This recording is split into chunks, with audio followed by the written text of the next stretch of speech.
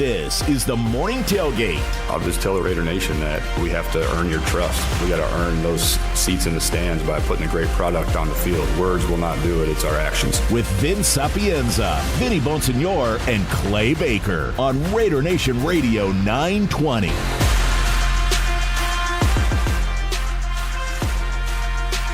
Good morning, Raider Nation. Welcome back to the Morning Tailgate Show. Vinny Bonsignor, Clay Baker, Connor on the ones and twos. Connor, welcome back, by the way.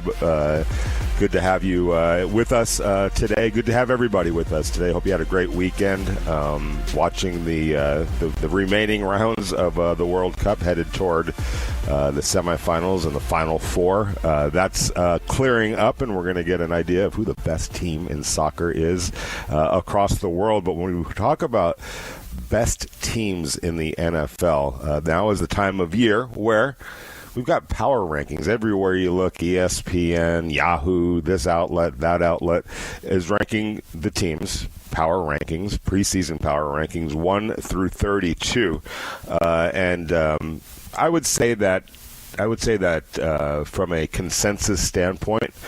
And I'm a little bit surprised, pleasantly actually, of where the Raiders currently rank. If you took it by a consensus basis, remember this is the team that finished last in the worst record in the NFL. Tied for the worst record. But I think we could all agree that the Raiders were the worst team in the NFL last year by record and by a lot of different other metrics. Yeah, they made it clear how bad they were. By the end of the year. Yes, exactly. Yeah, there was definitely, without a doubt, they got there on their own.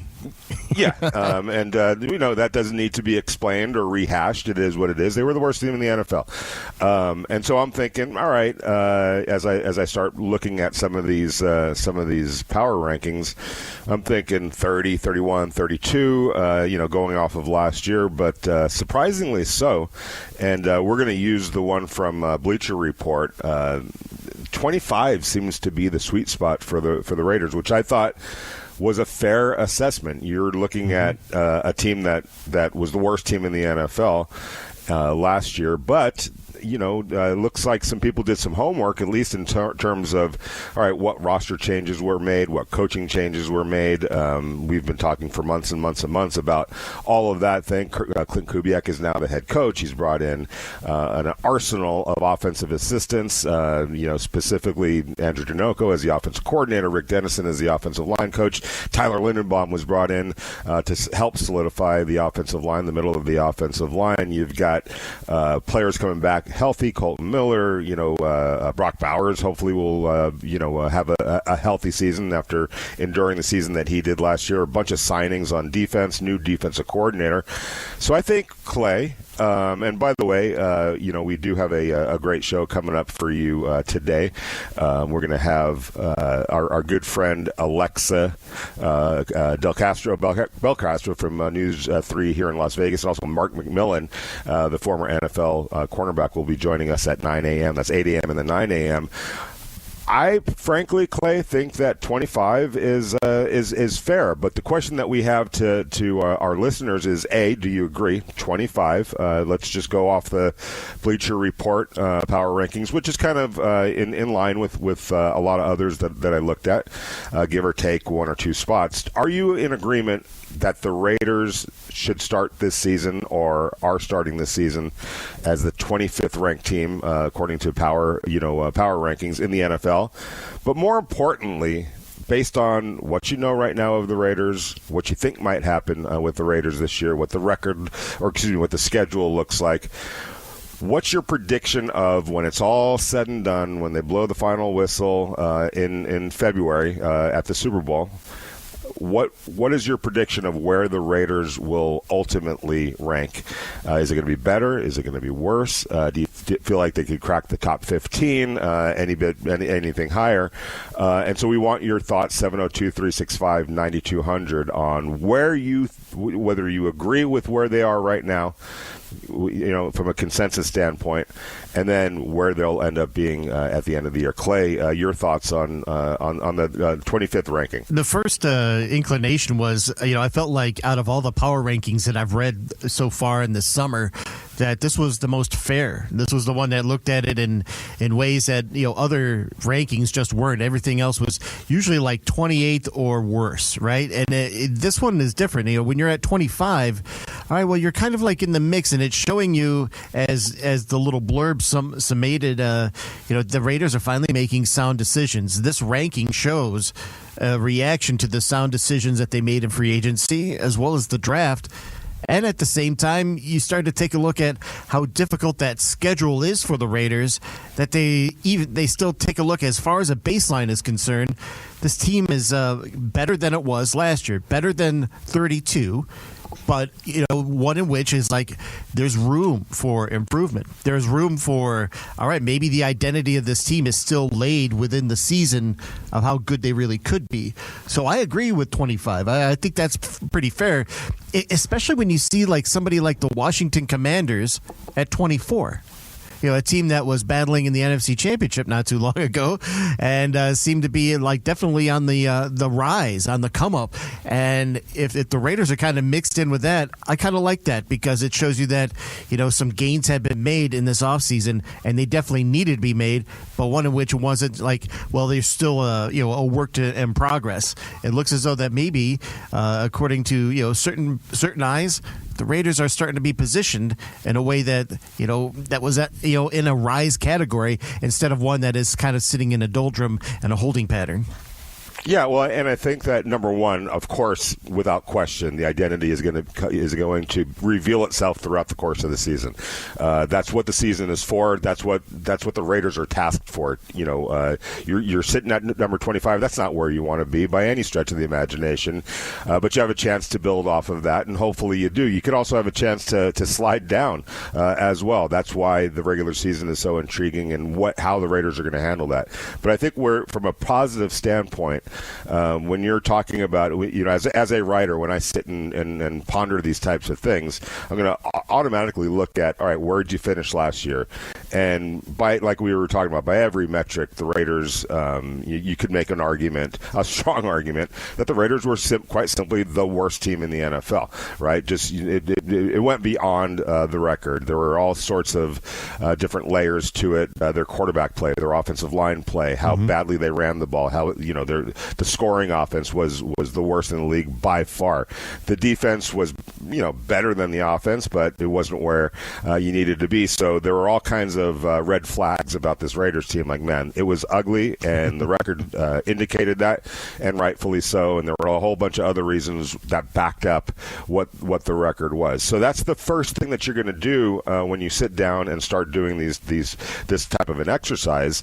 But then you owe it to yourself and everybody else. Well, I can't just go on what happened last year. That was last year. What did they do? What changes did they make? What improvements did they make? And it's interesting when you talk about the Washington Commanders, who, by the way, beat the brakes off of the Raiders when they played each other with their backup quarterback, by the way. So, and that was early in the season last year, and everything went sideways for the Washington Commanders. But when I look at the Commanders, and I think 24 is fair for them as well. A lot of it was based on what happened last year. It didn't go well for them last year. But then by the same token, their quarterback missed a whole bunch of games, and you could probably make the argument that he was never really healthy. I mean, it was early in the season that the Raiders played them last year, and Jaden wasn't even on the field because he was hurt. And I think that just set a tone for the type of season that he had from a health standpoint. It just never got right. There were multiple injuries. And whenever you lose your starting quarterback, I don't care who you are in the NFL, you're going to feel that kind of a loss, and obviously the Commanders did. But what's interesting to me when you think about the Commanders, I can't think of a outside of the draft what they did necessarily to truly improve. So right. I'm a little bit surprised by where they are. 24th, I think that they're better than that, but at the same time, and this is where the Raiders rose up, moved up from the end of last season to what people are perceiving them to be right now, 32nd to 25th. Let's just say that, at least by Bleacher Report. Whereas the Commanders kind of stayed pat probably from at the end of the year to where they are right now. And it's interesting to me that that that is the case. But then when you look at what they did in the offseason, there wasn't a whole lot that they did to, theoretically to improve themselves.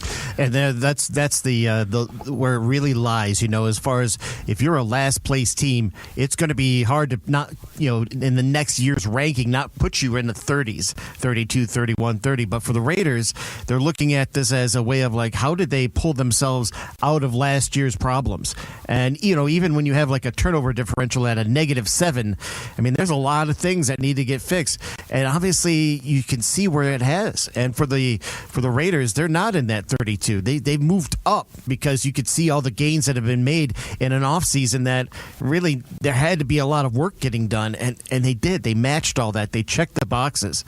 For somebody like the Washington Commanders with a -13 in turnover differential, and still they did not fill in the blanks as strongly as they needed to in the offseason, in the draft or in free agency, mostly because they couldn't. They were already kind of landlocked as far as their salary cap was concerned. They weren't able to go and make the kind of wise moves that they needed, because that team should be towards the middle of the pack. If you think about where they were starting to ascend, especially with a young, exciting quarterback. Raiders right now, that shows you, I have to agree with the way BR kind of looked at it. They see the exciting nuance of not only a number one quarterback, but that's just kind of like on the side. The Fernando Mendoza factor isn't their leading example of why they like him at 25. It's all the collection of everything else. And I also think that looking at even the coaching, the direction of the coaching added into that too, because they look at how you're building a foundation, number one, but number two, is this sustainable with the current coaching atmosphere that you have? Because that was the one key of the Raiders that was showing so much instability with so many different coaches and so many guys getting flushed in and out of the system that you don't normally have a stable component when you're picking at that spot. The Raiders really have. And when you think of the teams that are in below them and like going further down the list, you can kind of see that there has been a standard being set and a baseline, at least in this part of the season. They could say that the Raiders, could be a candidate, an outlier for a lot more as the season progresses. Yeah, and a few of those teams are on the schedule, by the way. Yes, they are. The Raiders play a few of those teams, and when I was a week or so ago ranking the offenses that the Raiders face this year, yes, they face some juggernaut offenses. The Rams are on the list, the Seattle Seahawks. They play the NFC West, so the 49ers. You're going to play some teams that can score, let alone in your own division. But they also play some really bad offenses based on last year. And when I look at some of those offenses that the among the worst from last year, I don't see a whole lot of improvement or a pathway for those offenses to improve in a massive way. And in some of those cases, to be perfectly honest, I'm not saying that anyone's trying to tank the season, but when you look at teams like the Cleveland Browns and the Arizona Cardinals, among them, to me, they're playing for their next quarterback. I know Shedeur Sanders is on the Cleveland Browns, and Deshaun Watson, I think, is going to get the first crack at it. Over in Arizona, you got, you got the rookie from Miami, University of Miami. Carson Beck is on the roster. You also got, a veteran quarterback who's not going to be there much longer. To me, they're looking at let's get to 2027 to the 2027 draft and draft our quarterback. Whereas the Raiders they're ahead of that game, and that's the really interesting thing about when you look at where the Raiders are this year in terms of right now, I should say, a new quarterback, regardless of I guess unless Aiden O'Connell wins the job, which I'm not projecting at all or predicting at all. So the Raiders are going to have a different quarterback. They're going to have a new center. They're going to have a new wide receiver in the mix, and Jalen Naylor, who I think is going to be a starter. He's getting paid as a starter. They're going to have a new left guard, most likely Spencer Burford to start the season. They're going to have a whole bunch of new players defensively. So it's not the same team. And I think when like I said, if you're a Bleacher Bleacher Report or anybody else, that's taking an honest look at things. And we want your thoughts, 702-365-9200. You could text us. You could give us a call. Do you agree with that placement of number 25? Are you a little bit surprised, or does it make you mad?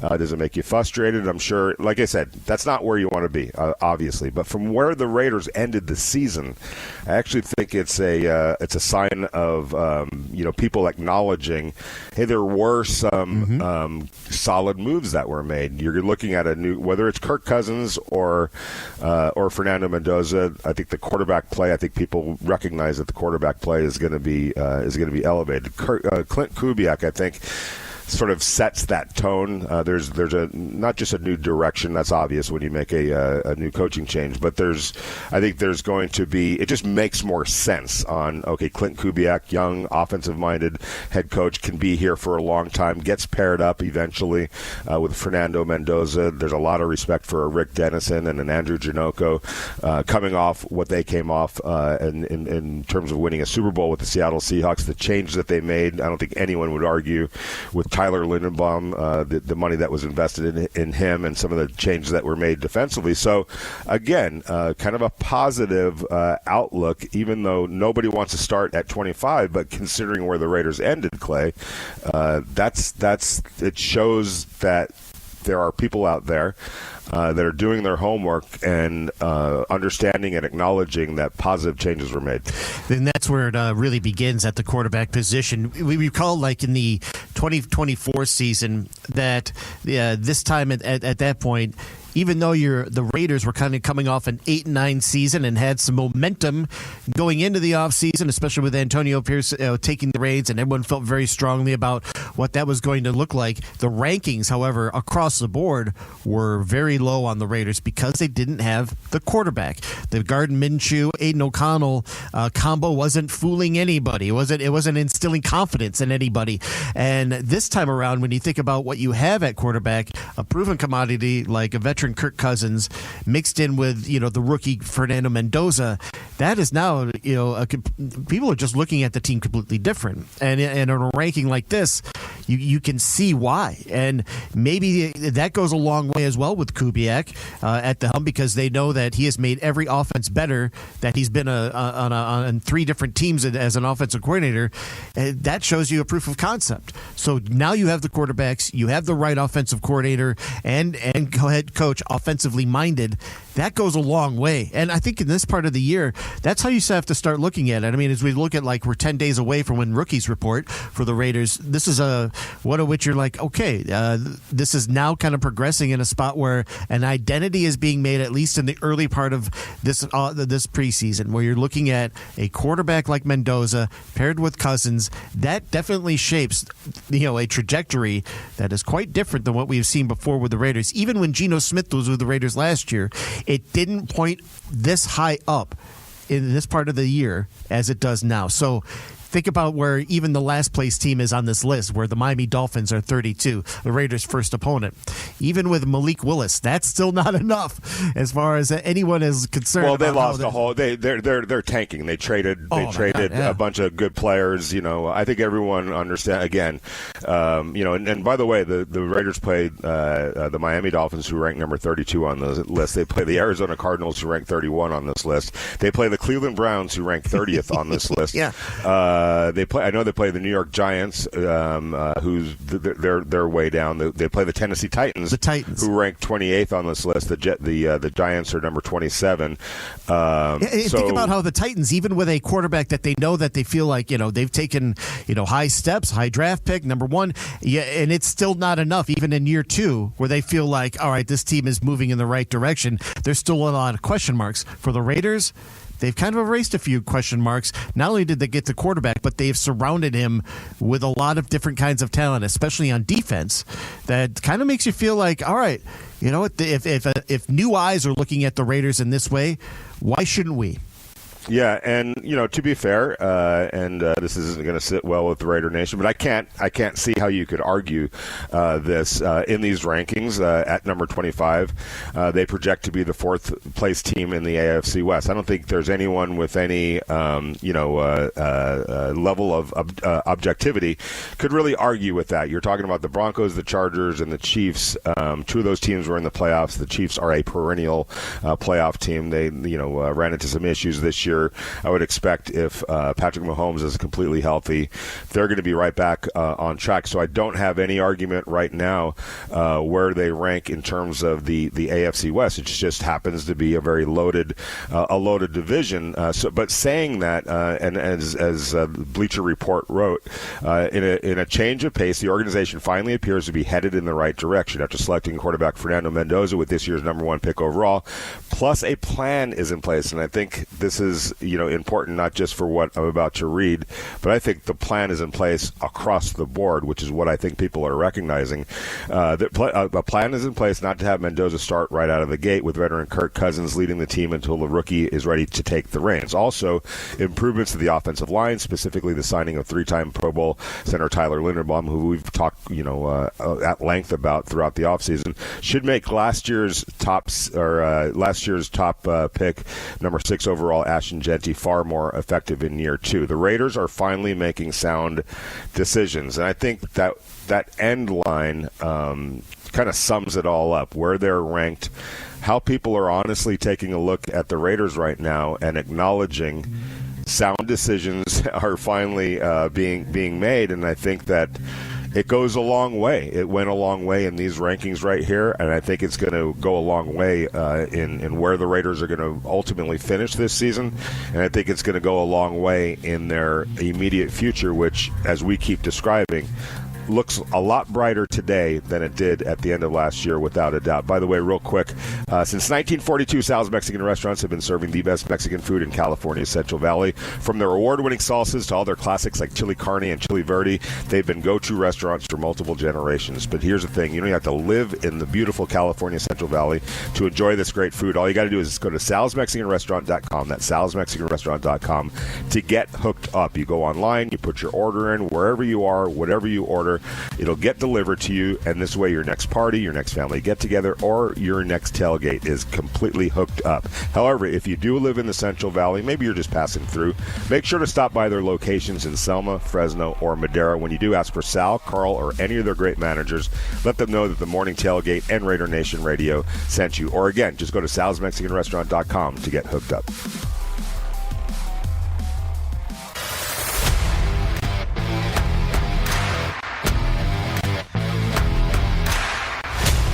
It's that time of year, you guys. The power rankings they're just getting released left and right. Let's put it that way. Every day there's a new power ranking. We're talking about Bleacher Report's power ranking, which I think is extraordinarily fair to the Raiders.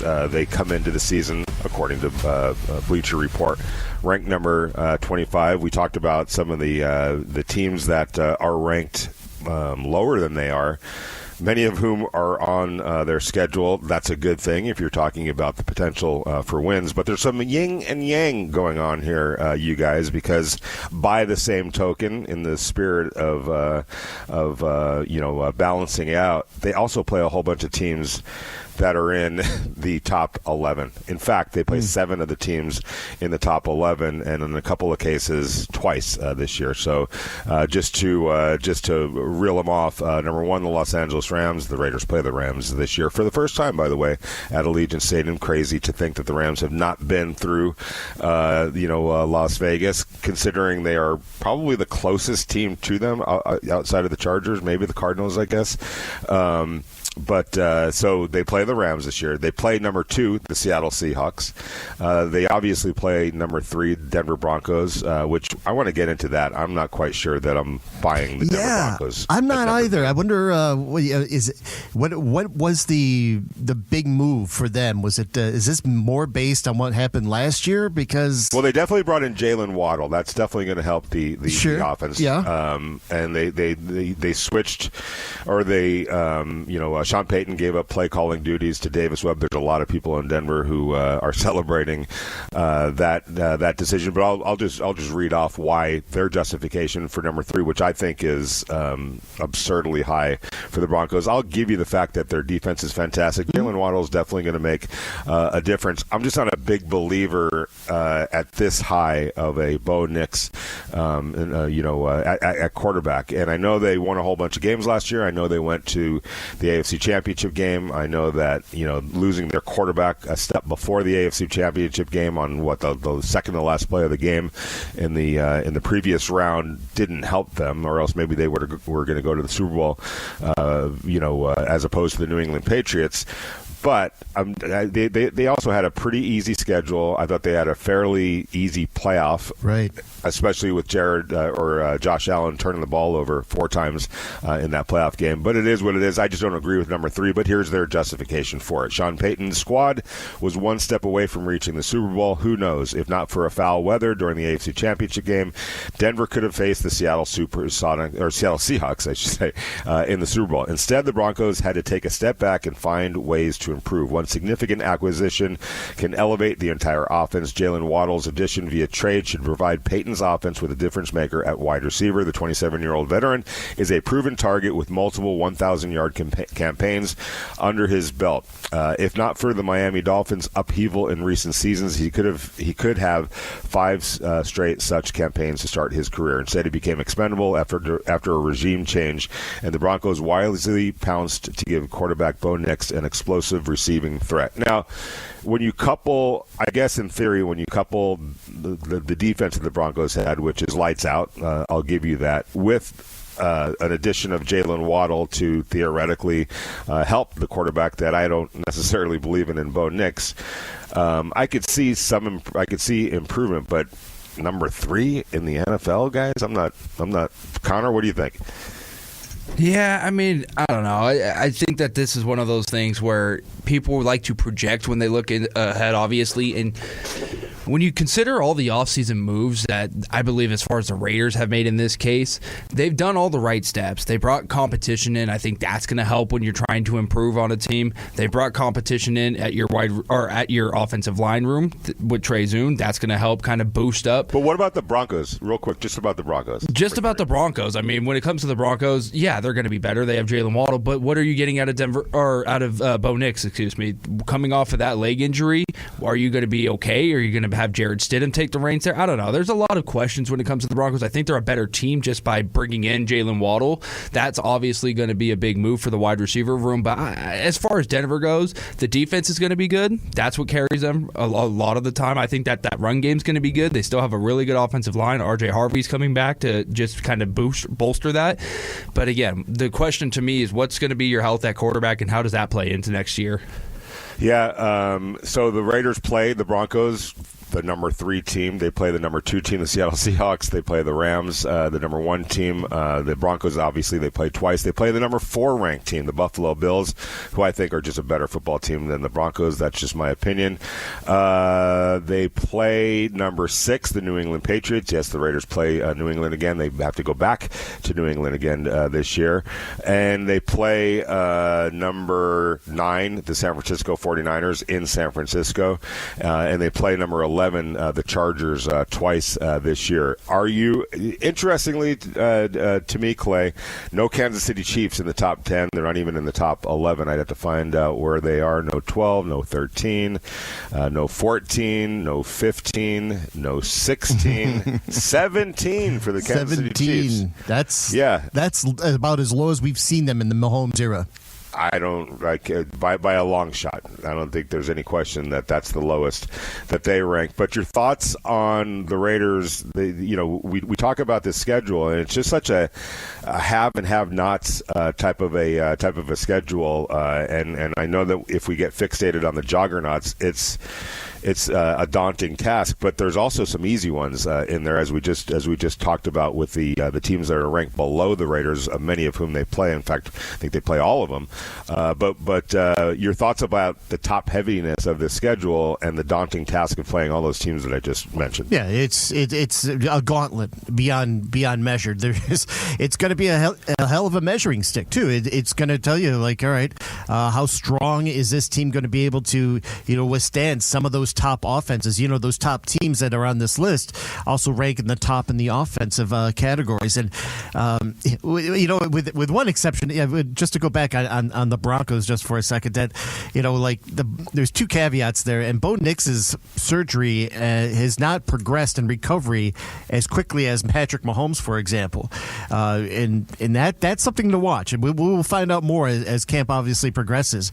But it's not like, even if you add Jalen Waddle to that mix, Jalen Waddle, his stats are pretty much like Jacoby Myers. Does Jacoby Myers make, if he was supplanted on the Broncos, does that make them a number 3 team? I don't think so. I still feel like there's some room for concern about the Broncos moving ahead. But when you think about the top teams that the Raiders are going to be facing, that Buffalo and Rams back to back, that's one in which you're like, boy, that's scorching hot heat right there. That is what you wonder, like, what lessons can be learned out of that. But maybe that is something that, because those games are in Allegiant Stadium, maybe that's something that might play into the Raiders' favor. But for me, when you go and face, in a Week 12 game against the Browns, or even before you face the 49ers on the road, it's a Jets game, on the road. So you got those, back-to-back games where it's like, all right, you're going from a game where you should win, and then you're going into a game where it's going to be a crazy atmosphere in Santa Clara between Raider Nation and the 49er faithful. So I still feel like as crazy as the schedule can be, sometimes there could be some favorable bumps, because maybe some teams might overlook what the Raiders are doing. And where the Raiders might get off to a good start, we could almost foresee perhaps a 2-2 start to begin the year.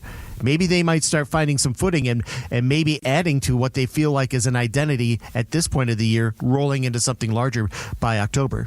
Yeah, and we for sure will see. Jalen Waddle is sick to me, and this has a chance to be a really big move for the Broncos. You look at his career; he started like a house of fire. First season, 104 catches for 1,015 yards. But check this out. This is where he's going to help the Broncos, and especially I think with the change to Davis Webb, I think they're going to open up. Now, obviously, Bo Nix's leg and foot, that's going to be the key. But assuming he's healthy, which I believe that he'll eventually get there, this is where you got to be really afraid of what he's going to bring to the table to the Broncos. This guy had 3 straight years of over 1,000 yards, but it's not just that. In 2022, 1,356 yards receiving, a ton of yards. He only did it on 75 catches. That's 18.1 yards per catch. The next year, 1,014 yards. Obviously, it went down a little bit, but he did that on 72 catches. That's 14.1 yards per catch. Last year, or in 2024. Now, this is when the Dolphins quarterback play started slipping, and things just started slipping in general for the Dolphins. 58 catches for 744 yards in 2024, and then 64 catches, but again 910 yards on 64 catches, 14.2 yards per catch. So, man, you put now that into just putting it into some perspective. You put that explosivity. Jacoby Myers, a fabulous wide receiver, but he wasn't an explosive guy. He was basically a possession type of a wide receiver. Do you imagine now Jalen Waddle in this offense with the explosivity that he has? 2 years where he had under 80 catches, but well over 1,000 yards. That's sick when you think about it. Yeah, he definitely was benefiting from good offensive play and having what you were able to get out of Tua Tagovailoa during those years. That started to look really good, didn't it? I mean, it started to look like, all right, maybe we're seeing like a real progression, a real evolution. So He kept getting hurt. He just kept getting hurt. So was Waddle? Waddle definitely, and somebody that could definitely benefit from even having someone like Tyreek Hill on the team. To actually go and make those huge gains. It makes me wonder though. Was he a product of a good offensive system, or was he still somebody that was, really evolving as a player? Because to make the money he's had, he definitely has proved that. Those first 3 years, like you said, well over 1,000 yards receiving. That was exciting to watch a young player really grab hold of the reins. The last 2 years, it's just been middling ground, mostly because of a system he was playing in that was just falling apart.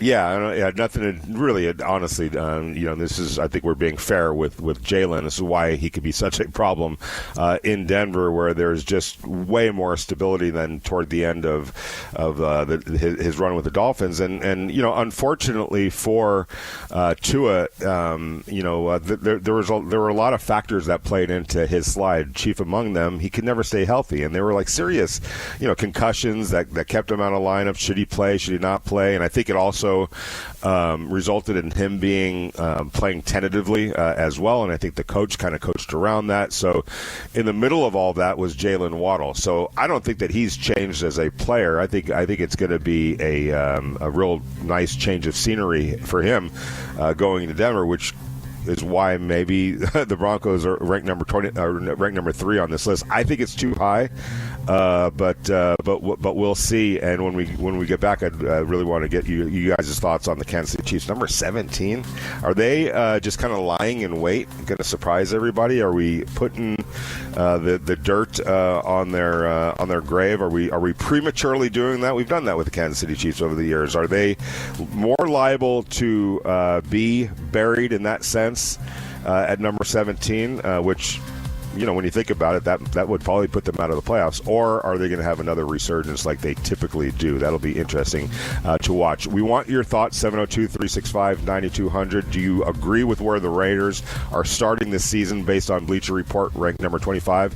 And what are your thoughts? What are your predictions on where they're going to end the season in terms of a power ranking? And it's the summer of fun, as we do throughout this summer here, and it's all brought to you by Raider Nation Radio and Terribles, where we can help send you on a bit of an escape out to the great adventures around this country: Hawaii, Grand Canyon, Yellowstone, and this week it's a Mississippi River cruise on the Big Muddy. That's right, a cruise cabin, 5-night stay with the flights and the port fees. It's all included. Or you could just take the cash, $3,000. This is how you play. You text in the special word of the day to 702-365-9200. You have now until 5 p.m. Text the word in, 702-365-9200. Today's word is energize. Energize. ENERGIZE. Text that in to Raider Nation Radio, 702-365-9200 for your chance to win a Mississippi cruise vacation here on Raider Nation Radio 920 and with Terribles. We'll take your comments and questions on X. Follow us at RNR920AM. Let's dig in to the morning tailgate on Raider Nation Radio 920.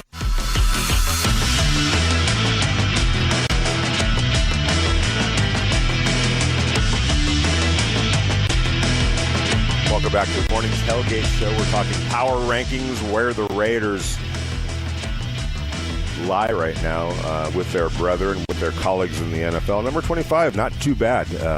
When I looked at the Bleacher Report power ranking yesterday, and I think it's fair, and I think that there's room for improvement, and I don't think that the Raiders are going to stand pat at number 25. I think by the end of this season, my prediction is that they're gonna move into that number 17, number 17, number 18, right around there. That's going to be my prediction. I don't know that the record is necessarily going to scream that, but I think there's going to be an acknowledgement of the progress that the Raiders made, some of the wins that they accumulated, an acknowledgement of the schedule that they're playing. We just said that they play, 7 of the top ranked of the top 11 ranked teams in the NFL. A couple of those teams, the Chargers and the Broncos, they play twice. So there's an acknowledgement that this is a pretty tough schedule, but that doesn't mean that that there's not room for them to move up in these rankings just based on what they're able to do, what the eyeball test tells us, the direction that this franchise is headed. But before we get back to that, guys, what a weekend this weekend, and I wanted to get your thoughts on the Conor McGregor bout on Saturday at T-Mobile Arena. I mean, to say that there was anticipation for this, it was 5 years in the making for Conor to make his triumphant return back into the ring, and for what to happen. And I'm not a conspiracy theorist. I don't believe that he got hurt majorly before the fight. I think he might have been dealing with something, but I don't think he was like significantly injured before he got into the ring. But from that first move on, obviously he did something serious within a couple of seconds of the fight starting, their bout starting, and then obviously it got called, and rightfully so. He was not able to defend himself or do what he normally does. But your level of disappointment with what happened on Saturday, and where does this rank in terms of something that was hyped up as much as this was, and then the letdown was as dramatic as it was? I think the Michael Spinks, somebody brought up the Michael Spinks Mike Tyson fight years ago, where that just ended in a blaze of glory for Mike Tyson within seconds of the fight starting. But your thoughts on what happened on Saturday? Are you with me? Do you think that the injury happened once he got into the ring? The significant part of the injury happened once he got into the ring, not before it. And your level of just, wow, what just happened, and frustration over setting your whole night up just for that fight, and then for it to end the way it ended. Yeah, it seemed like he was dealing with something, because on his way to get in the octagon, just to get out of the his shoes to enter the octagon, he looked like he had tweaked something there, like he had a little hard time just kind of even taking off his footwear. But if he had like destroyed his knee, let's say tore his ACL or something, there would be major inflammation. You would see it. It would be swole. It wouldn't be as normal as it looked. But he looked like he was dealing with something, because just in his face, as he entered the octagon and he was facing Holloway, that he didn't look like the same competitor as I've seen him before. He looked nervous, yeah. He looked tentative, and it was not the same ferocious, fearsome face that he normally had. Even when he was getting the intros, he just kind of went through the motions of his normal. His antics, and obviously he's 37. So maybe he's I was thinking, all right, maybe he's just kind of growing up, and this is not nothing new for him. It's old hat, but it just seemed like something wasn't on the same level as I've seen Conor before. And quite honestly, 5 years ago when he broke his leg, I never thought I'd see him again. Yeah, but maybe this was a card that had great knockouts and great matches. So if you were there early and got to see all the matches, you were definitely happy. But I think MMA, just like boxing, they've run out of eyes to blacken. When you have a black eye type of decision like this in a main event, and again something that ends in 30 seconds or less. This is one of those moments where it's like, well. Yeah, we should have known. These things happen. Never get your expectations too high, because you can get the rug pulled out from under you. It's the beauty of sports is that things like this are liable to happen. I mean, if people want to make it a black eye, they make it a black eye. It would be a black eye if there was some,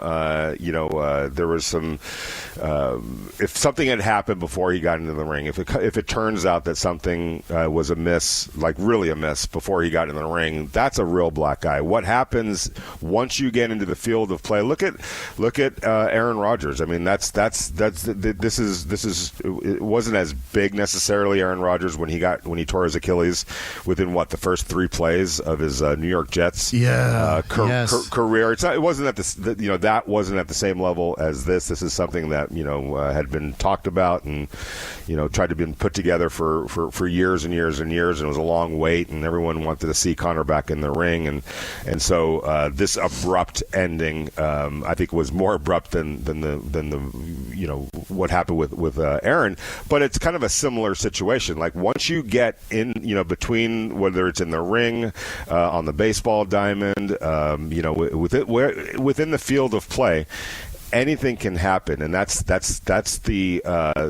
what's so great about sports is that it's live. It's not scripted, and sometimes things are up to fate. But yeah, what a disappointment! I feel bad for Conor McGregor. I know that I could tell that he felt horrible. He wanted to go out there and put one last great performance out there, maybe build off that for another one. But I think it's over for Conor McGregor, and probably rightfully so. But we want your thoughts. 702-365-9200 on where you believe the Raiders should be ranked right now in terms of power rankings. Are you okay with number 25 based on how last season ended? And where do you project them to finish in terms of the power rankings by the end of the season? 702-365-9200. It is the Morning Tailgate Show.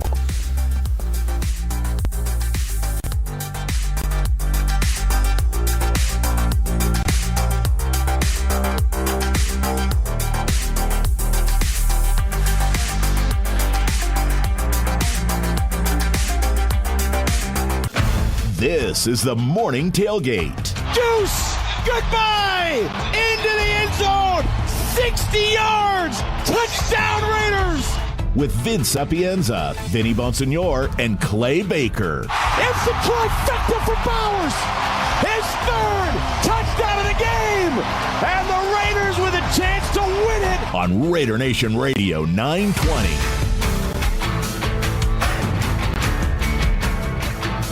Hour number 2 of the Morning Tailgate Show. Vinny Bonsignore with Clay Baker.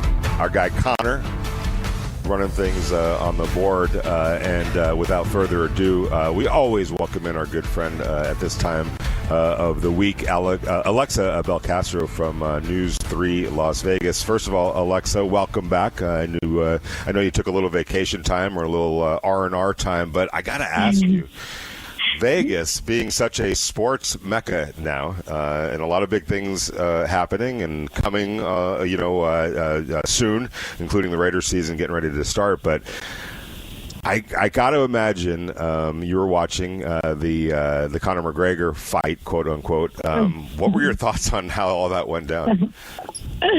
Well, good morning, guys. Super excited to be talking to you guys, but yeah, that was unfortunate. I don't know why. After 5 years, he started with a roundhouse kick, but it was a choice. It was a choice. It was kind of unfortunate to see. When did it register? Hey, something is not right now. I mean, was it because for me it was literally that right when that happened. I'm like, that didn't look right, and obviously things immediately unfolded. But did it register at that point? Like something's wrong right now. Yeah, honestly, even when he was walking out, you know how he always talks about being in this flow state and very calm. To me, he looked a little nervous, so that kind of stood out to me from the beginning. And then after the kick, I honestly couldn't see it. It was after when I was watching videos where I was like, okay, you can see his knee buckle right here. But I was kind of confused at first. I was like, wait, why is the fight stopping? What's happening? But yeah, wow. 5 years. And then imagine if you bought a ticket to that fight. Oh, man. That was not the economy fight. That was not the pricing was not one in which you're like, well, you really got a good deal. There was heavy money being put down on that, and that was just one in which it almost like it has to remind those who go and see boxing or MMA that anything could happen, and you have to prepare yourself mentally for something that could end in about 30 seconds. So unfortunate. I mean, yeah, I just can't imagine. All the celebrities were there too. I feel like it was one of those fights everyone showed up for. So Max Crosby, I know he was a big Conor McGregor fan. I saw he posted a video as well about it. So yeah. Yeah. Well, it's one in which it didn't last too long. Yeah, well, that's an interesting thought because like Southern Nevada had this well placed because you got the NBA Summer League, the Aces play, at home that weekend, and so it's like you have this great convergence of where Las Vegas can still be like the center of the sports world. Right, and then what about Sophie Cunningham? She was the ring girl. That was kind of interesting too. So yeah, I feel like when you're watching it on TV, you see a little bit of everyone. Yep, no doubt about it. All right, so we're just a couple weeks now away from Raiders camp opening up, and we're talking to Alexa Belcastro from News 3 here in Las Vegas. We were looking at, and this weekend I was taking sort of a deep dive into where the Raiders rank in terms of all these various power polls, and rankings that inevitably come out this time of year, and I was mildly surprised, pleasantly I would say, with Bleacher Report putting them at number 25. Remember, the Raiders were arguably the worst team in the NFL last year. Yeah. But they start this season. I don't think anyone's going to argue against that. They were bad on all levels: coaching, quarterback, offensive line, defense, offense. The entire they ran the gamut of bad. But for them to start number 25, Alexa, do you feel like that's a fair ranking coming into the season? And any thoughts on where you think they may end up being ranked when it's all said and done? I feel pretty good about 25. I mean, I think it's understandable after watching a season like last year. You're like 32, but I mean, I just think so many changes were made. I'm really excited for training camp to see how those are put to the field. I would go with somewhere around 25. I mean, I might even honestly go a little higher. I think defense. And the reason for that? Yeah. Reason for that? Well, offensive line. I just think Tyler Linderbaum is going to make a huge difference. I think not having Geno Smith is going to make a huge difference. And in Geno Smith's defense, we know he was not set up for success, but I think Cousins is going to have a huge impact, and Mendoza. It just seems like we kind of talked about this before, like there's a plan now. And last year you're watching the games and you were like, I have no idea what the plan is right now. Like the pieces just were not being put together. Because you could really point at every position group last season, from defense to the offensive line, and none of it made sense. Where this offseason, it seems like a lot of cohesive pieces being put together. And I really like how much they invested in the defense as well this offseason. So, yeah, let's go 20. Yes. Oh. Yes. Let's go 20. I like it. Where do you guys have them? I'm curious. I thought 25 was fair. Yeah, I do think 25 is fair, especially considering where they ended last season. And we haven't even mentioned the impact that Clint Kubiak could have. I think that plays into this as well. But, I think the prevailing thought, Alexa, is I agree with you. There's a plan in place. I think people are recognizing, and it's not just talk. They backed it up this offseason with all the moves that they made, including bringing Clint Kubiak in. There's an acknowledgement that, hey, the Raiders are onto something. They're not there yet by any stretch of the imagination. Obviously, number 25 reflects that. But considering where they did end last season, it's already showing signs of the needle is pointed up. And to your point, I don't think that this is going to be where they finish. I think they're going to finish, even higher because of all the great decisions that they made during the offseason are going to play when the regular season starts. Right. I totally agree. And it also, you can tell when the players are talking on the podium, like they're all behind Clint Kubiak. They're all saying he's all ball, and yeah, he might be quiet, but you can tell there's a respect level for him where I just don't know if I felt that same aura last off season. Mm-hmm. The last few off seasons. Yeah, exactly. And you can just tell he's running a tight ship. And I think players like, I was listening to one of Max Crosby's podcast episodes, and he was talking, it was actually the episode with Fernando Mendoza. He was talking about how, there's certain coaches, because Mendoza was saying, I was a little frustrated because sometimes he'll be like, hey, you can do better right there. And he's like, what? I thought I did so great right there. And Crosby was just saying, like, those are the coaches he's respected so much throughout his career, where they are a little tough on you, but that's because they see something in you. And so you could just see he has the respect of the locker room for sure. Alexa, how much do you feel like having that combination of Cousins and Mendoza, working together in the quarterback spot, it really kind of not only helps this ranking, but also kind of helps give you a certain floor to begin the season that we haven't seen in a long time? Yes, I think the fact that you have two very reliable quarterback options when the past 2 to 3 seasons you weren't really sure you had one is a great step in the right direction.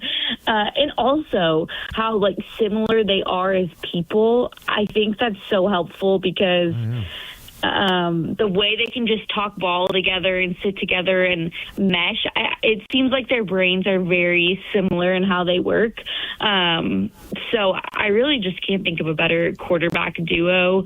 I can't think of someone better for Mendoza to be mentored by.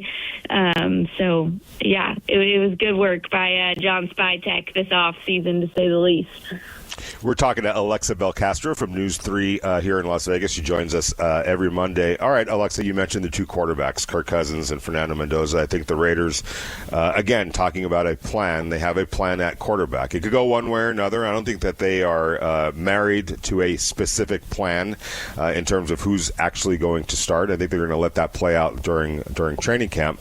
It's probably more likely, I would say, that Kirk Cousins does get the start, but I do believe Fernando's going to see the field at some point this year. But from we get to see every practice during training camp. That will not be the case during the regular season. They kick us out before practice actually starts. But during the time that we have full access to practice, to what extent are you going to be watching Fernando Mendoza, and what does Alexa need to see for you to be, you know what, Fernando, I think is actually ready to start the season as the quarterback? I think how he gels with the offensive line. I think rookie camp was super tough, right? Because you're switching lines every rep. And so it's like, all right, how does this guy work? How does this new line work? So I think that will be huge. And then also, obviously, everyone's favorite topic of Fernando Mendoza playing under center, which I don't think, at least I didn't see that as an issue during rookie training camp at all, or training camp. But I think if we see that more fluid, just a little more out of his head, just more like quicker and not quite as much thinking about it, I think that will be really reassuring. And talking to him, this is a guy who's, I guaranteed, practicing every single day since training camp, since minicamp ended. So I think we're going to see a lot of improvement already. And each practice, we already saw that. So I think there's going to be a huge jump. So I would say just faster and more in sync with his line, whoever that may be. But yeah, I won't doubt that we will definitely see those improvements. And, if thinking about Max Crosby on the other side of the ball, coming off of injury, Alexa, how do you feel like he's going to work this way into camp with an extra motivation on his side? Oh, this is a player who's had one playoff game. You guys, I just can't get over it every time I think about it. But, yeah, the chip on his shoulder is massive. And it is kind of funny now because now we're kind of seeing him back to being the Max we know, where he's all, silver and black, and I wouldn't want to be with any other team. And it's kind of an adjustment for us because we're like, hang on, wait, this was a guy who was just, potentially asking to be traded. Like, okay, we have Max Crosby back. I just think he's playing for something so much bigger because at the end of the day, he does want to be a Raider and he wants to win with the Raiders. And now that I'm sure for the first time in a long time, feels like the pieces might actually be there, I just think there's going to be a new level unlocked. And, with people doubting him, he's a different animal. So I'm excited to see what he taps into, because it might be a new level unlocked. Well, it's funny with Max, because we see a Super Bowl ready Max Crosby day one of training camp, day one of pads coming on. He has the ability to embarrass people. We've seen that firsthand, where it says, oh my God, he's just taking over practice right here. Good luck to this player, good luck to that player. But I'm curious what your thoughts are on how he's going to manage himself during training camp. Do you think we're going to see, if he's completely healthy and cleared to go, are we going to see that amped up of a Max Crosby early in training camp, or do you think he might pace himself, just given what he's coming off of with the knee injury? I don't think pacing himself is in his DNA. I know, exactly. That's exactly.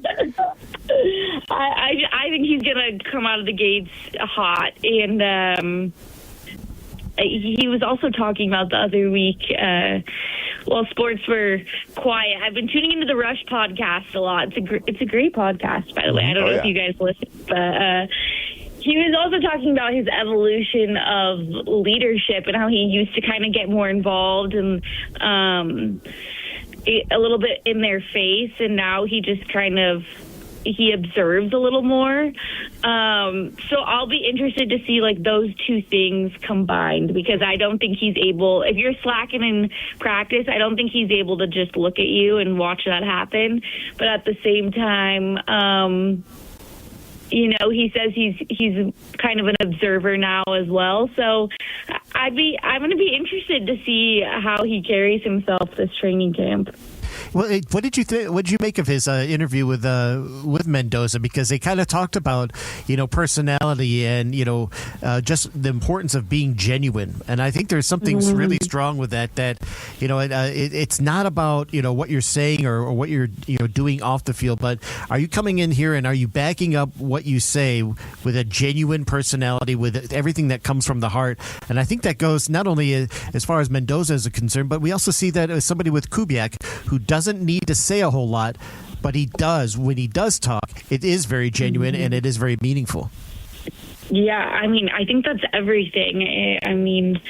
Growing up playing sports, I'm sure we all have felt that way, and just in life in general, being around genuine people is so important. So I can only imagine the enormity of that feeling in a locker room. And I loved when Max said that, because I feel like every time we talk to him, he made a joke. I say something weird and I'm like, yeah, I just said that. And that's kind of how I feel when we talk to him in the locker room. He owns it with confidence and he's comfortable with who he is.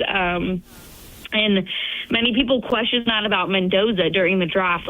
Is he too quirky? Is he not going to, be a guy's guy in the locker room? And I just think we've been reassured time and time again when players talk about him. It just seems like all the players are on the same page. They all want a genuine guy.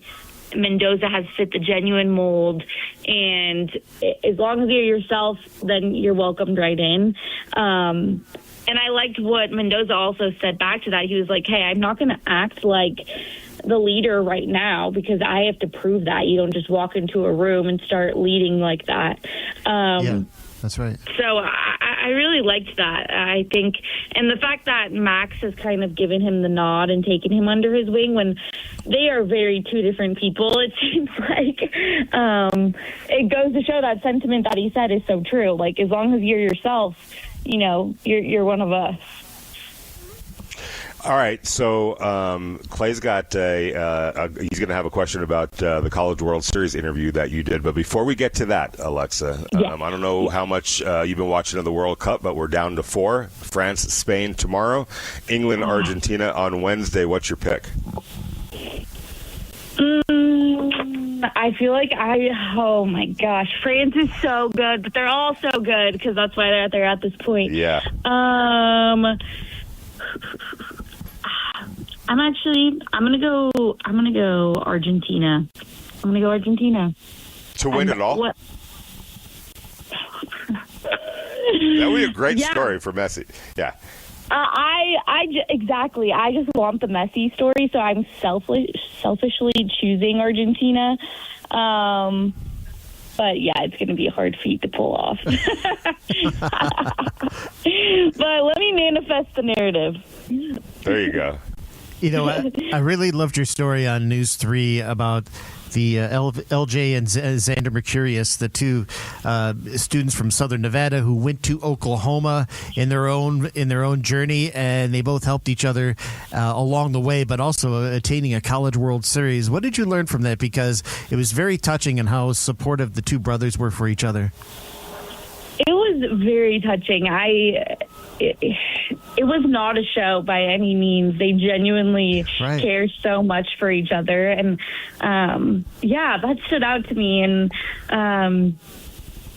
also, LJ, he transferred from UNLV, and he was so excited for UNLV building something special right now and keeping a lot of hometown guys. You can just see how much they both love this community and how much they mean to each other. So it was a super touching story. I'm happy LJ got drafted yesterday by the Diamondbacks.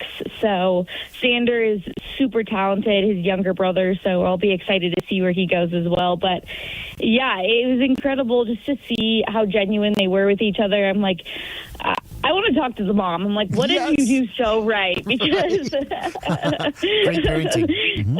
Yes, exactly. Like, I mean, obviously brothers are competitive, but they are just genuine cheerleaders for each other. One was even saying he was praying for the other one in the dugout when he took the mound. So, yeah, it was a pretty touching story, and there's so many that we get to tell here in Las Vegas. But, they were awesome. Yeah, very well done. And Alexa Belcastro, you're number one on our power rankings, so you can take that to the bank. Guys. Thank you so much for joining us as you do on Mondays. Really appreciate it. Can't wait to start getting your thoughts post games and on what happens on Sunday for the Raiders on Monday morning. So truly appreciate it. We will talk to you next week, and thank you so much, Alexa Belcastro. Thank you, guys. Channel 3 here in Las Vegas. Yeah, that was a great story, Clay, by the way, with the two brothers. There's always, especially when the spotlight and a stage like the College World Series and these great stories in all across sports kind of emerge. So great job by Alexa doing that during that story. And I think you've got a giveaway? Yes. It's a contest. What do we got? Let's revisit the Summer of Fun giveaway here on Raider Nation Radio, brought to you by Terribles. A chance for you to win a fantastic vacation to all sorts of great spots around the country, as well as you could just take the cash, $3,000. Terribles and Raider Nation Radio 920 want to hook you up. All you have to do is send in the keyword of the day, texting it in to 702-365-9200 for the Mississippi River Cruise. 5-night stay on a cabin, including the port costs and all the flights. Text in the word for the Mississippi River trip, BOAT, B-O-A-T. BOAT, B-O-A-T is the magic word of the day. Text it in to 702-365-9200. It's brought to you by Terribles and Raider Nation Radio 920.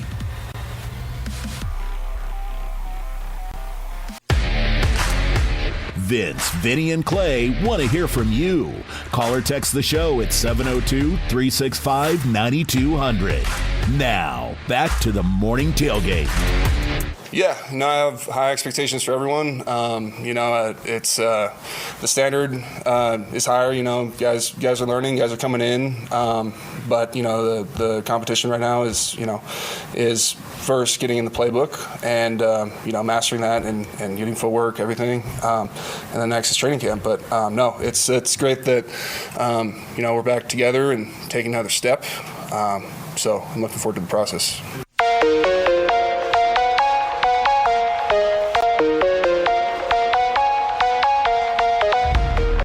Raiders tackle Colton Miller talking about expectations, process, and I think the Raiders wisely have looked at this year as a step in that process. I don't think that they are, and they've articulated this, and I think messaging goes a long way, but they've articulated not focused on the finish line. The finish line is the Super Bowl. I'm telling you guys that right now. That is the ultimate finish line. The finish line is building a football team that's a perennial contender. That is the finish line. And I think the Raiders obviously have that in mind, but they're not focused on it just yet. They are focused on taking those necessary steps to get there and not skipping any steps and not overlooking any steps, not disrespecting any of the steps, thinking that, well, we don't have to worry about that. Yeah, you do have to worry about it. History has shown that you have to take the necessary steps one after another and not peek too far ahead or not believe you're a little bit further along than you actually are. So, and to be quite honest, this Bleacher Report rankings that we're talking about indicates or reflects that discipline that the Raiders showed this offseason in how they took good, solid steps. They didn't go swinging for the fences necessarily. What they did was, we got to improve this roster. We got to improve at the coaching level, but we have to do it not just by signing players or football cards, but the right type of people, the right type of coach, the right age group of the players that they sought, in free agency and ultimately signed in free agency. Everybody is part of the plan. There's no one-hit wonders, or aside from Kirk Cousins, but we all understand why the Raiders did that. That makes a ton of sense. Fernando Mendoza is ultimately going to be the guy, but Kirk provides some insurance until Fernando is ready. Everyone else that they brought in, 25, 26 years old, 3-year contracts, not 1-year contracts. They did a really good job in the draft. But the point being, going from 32, where they were dead last in the NFL at the end of last season, to number 25 in this particular power ranking, Clay, I think, is a worthy recognition of how they have been determined to focus on the next step and not that finish line.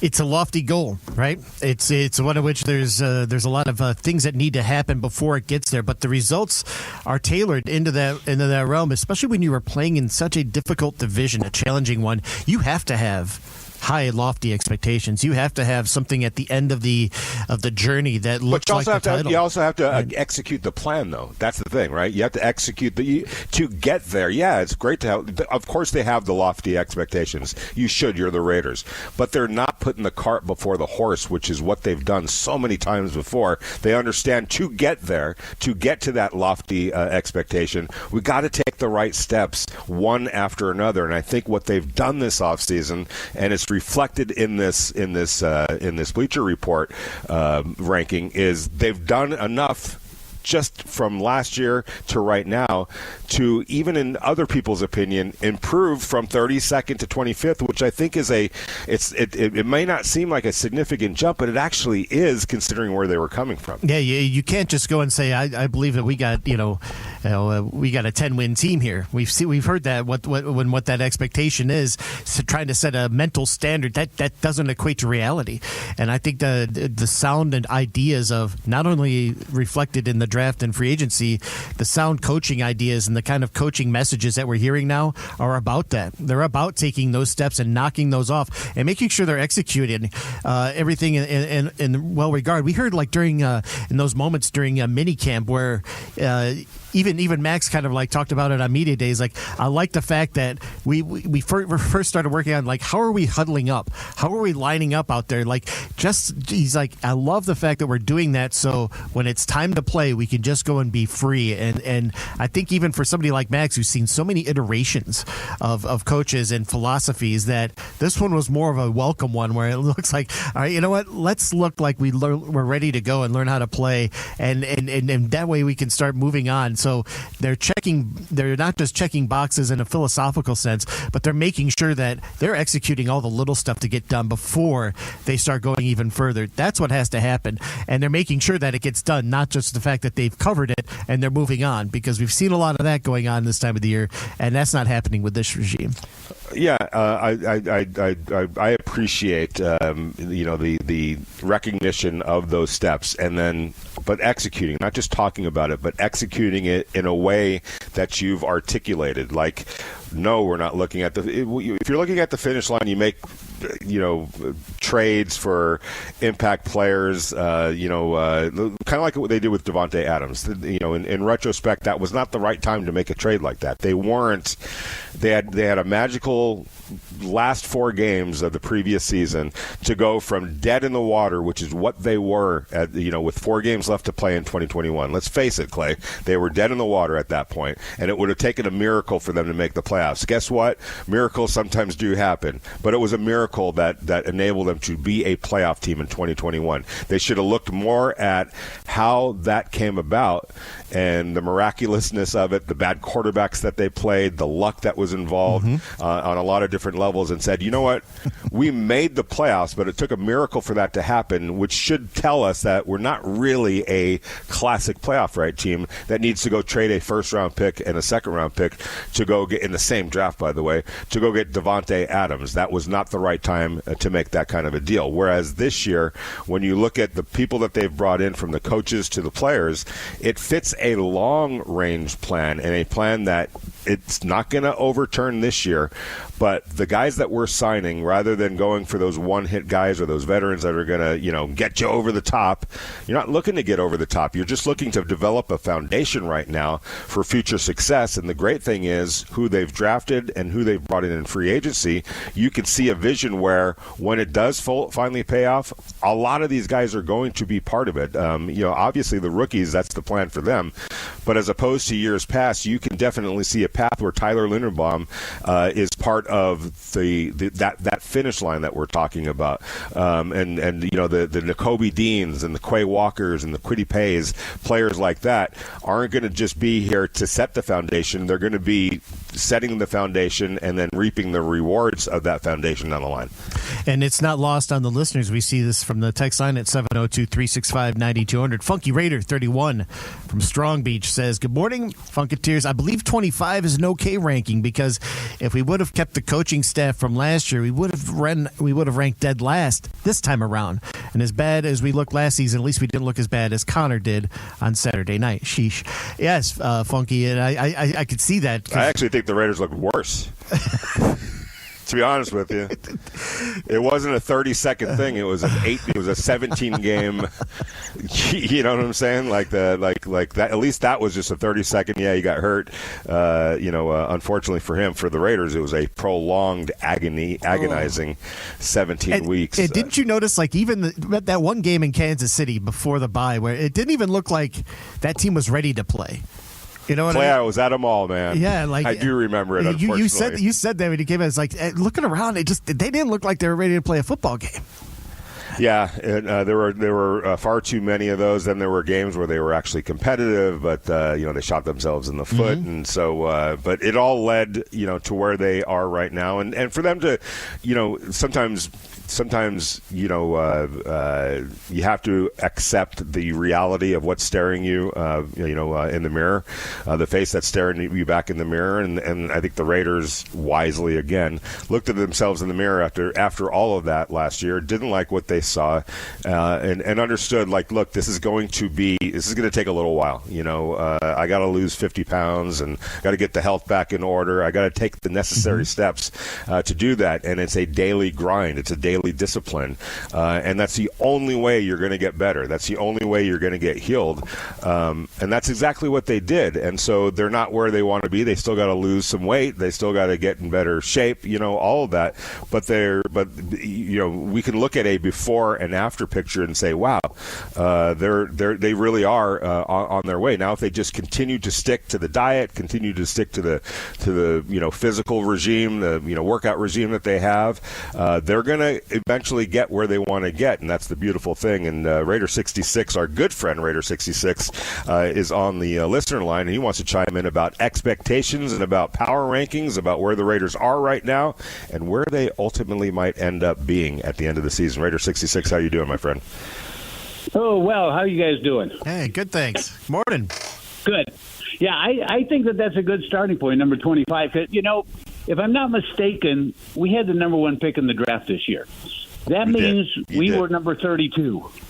So we were number 32, and now based on the coaching hire, the draft, the free agents that we've brought in, the people that think about this stuff think that we have improved 7 spots just from doing you haven't that. even played a game yet, and you haven't even played a game. Exactly. I think that's awesome. And you know what I think that also means? I think that Mr. Spytek is in the early running for Executive of the Year. All right. I mean, who else has made a seven spot jump? And this thing about Kansas City being number 17. Don't buy into that. I mean, they still have the wizard at quarterback. They still have Andy Reid pulling the strings, and they still have a guy named Steve Spagnuolo running that defense. Yeah, they lost a couple of guys in the secondary, but they drafted some people too, and they are still going to be making noise. And they got that big dude in the middle. Yeah. What do you feel about the Broncos being number 3? And I'll preface it by this. As we're talking about these power rankings, ESPN just did its. They talked to a bunch of NFL executives and ranked their top 10 quarterbacks. And then so they ranked their top 10 quarterbacks. I can assure you, Bo Nix is not within the top 10. Then they did a honorable mention, the guys that were on the cusp of being in the top 10, and Bo Nix wasn't in that list either. There were 10 honorable mentions. He wasn't listed until, also under consideration, which means to me that when you talk to NFL people, he's probably somewhere in the 20s right now, not within, the top 10 or the next 10. So my question to you, Raider 66, is how could you be number 3 with a quarterback that a lot of people in the NFL don't even think is necessarily a top 15, top 20 quarterback? Exactly. It makes no sense. I think they went to the carnival and went into the House of Mirrors, where they got those funny little contorted mirrors and stuff like that. And that's why they came with the number 3. They have got to be basing it solely on that defense because they're pretty darn good. And Nix is coming off an injury. And that's another thing about the schedule that kind of bothers me is that, they got Kansas City Mahomes is coming off injury too, but they got them playing Denver early when Nix may not be healthy. So that's when the schedule can kind of benefit teams without really benefiting teams because you all play the same. But number 3, I know when you guys said that, I nearly fell off my chair. I mean, it's absolutely crazy that they've got them at number 3 and Kansas City at number 17. I think they're more a little dropping a little bit. But, yeah, I saw that thing on ESPN, too. I don't know if it was the same list, the top 10 list of quarterbacks, and the Raiders play 5 of them and a couple of them twice. And the other thing about the schedule is, we could be much improved and not have a much better record because of this schedule. Because I've looked through years and years and years of schedule. I cannot find a 3-win team the previous year that next year they have a schedule with 9 teams with double-digit wins from the previous year. What's crazy about that, though, Raider 66, real quick, what's crazy about that is it's a total contrast. Yes, they play, what you just said, but they also play a bunch of bad teams as well. They play on this list that we're talking about. I think there's 5 teams, I believe, or everyone. They play everyone but one team that's below them, and a couple of teams that are right there with them. So it's like it's a very unusual schedule to me, and maybe you could put some perspective on this with your history talk. But it's one of those schedules. It's almost like there's no middle ground. They're either playing really good teams or really bad teams. So, and I don't remember or recall a schedule that broke down quite like that.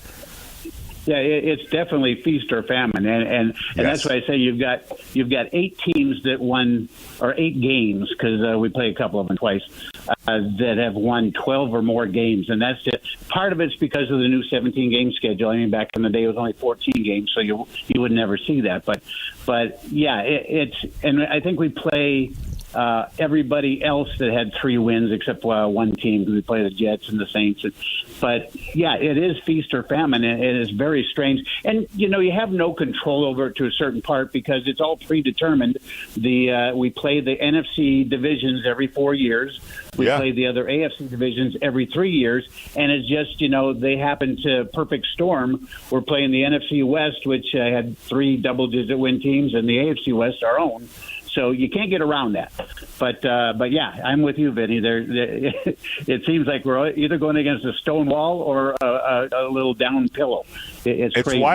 It's why I actually think that progress can be seen also in the wins and losses. I do believe there's a path to 7 to 8 wins. I know that doesn't seem like a whole lot, Raiders 66, but considering where they were last year, 3 wins, and let's face it, that third win was against a Chiefs team that we don't even remember who their quarterback was in that game. Like, we can't. I literally do not remember the name of the quarterbacks that played for the Chiefs. I don't know who they are. That's how bad it was. So really, this was a 2-win team. Had they played, put it this way, had they played Patrick Mahomes and the Chiefs in that game, I think we all know what would have happened. So yeah, I think so too. So to get to 7 wins, 7-8 wins. That to me, that would count to me as a pretty nice turnaround, considering how bad they were last year. I hang my hat on this, Vinny and Clay. Last year we won 3 games and it could have been 2, but there were 4 games, Sure. 4 games against teams that made the playoffs. that we lost by a total of 7 points in those 4 games. And the losses were because of fluky things. I mean, you had a guy wide open the end zone for the 2-point conversion to win, and the ball gets batted at the line of scrimmage. You had a missed extra point. Just fluky things. And I do believe, it just might be me being a homer, but I think this team is much better than last year. So you take that being a better team, and then you have those 4 close losses, you nudge a couple of those. Yeah, I think 6-7 wins is definitely in play. Yeah, I agree. I think if you take care of business against the bad teams, which there's many bad teams on this schedule, you're gonna, and because this Raider team is a better team than last year, at least a couple of those close losses to playoff teams, caliber teams, are going to turn around in their favor. I truly believe that. So it may not seem like the best record, and I know our good friend Adam Hill says you can't be in the world of 7 or 8 wins. Well, in this case, coming from where the Raiders ended last season, I think 7 to 8 wins is exactly where you would want to be on the path to where you ultimately want to be. You have to take a step forward this year, not just in terms of eyeballing it and progress, but also winning some more games than you did last year. And I think that would be a significant achievement. Raider 66, truly appreciate your contributions as always. Thank you, and we'll talk to you down the line. I really appreciate it. He always brings good stuff without question. All right, so. Let's take a look at. I want to look at Clay because I'm looking at this quarterback list. It's pretty interesting. No, there aren't any Raider quarterbacks on this list. There's 20 quarterbacks listed-ish. No Raider quarterback is listed, but I think we're all okay with that. Obviously, you don't know what Fernando Mendoza is until he gets on the field. But I'm curious, Clay and Connor, what your thoughts are on the top 10.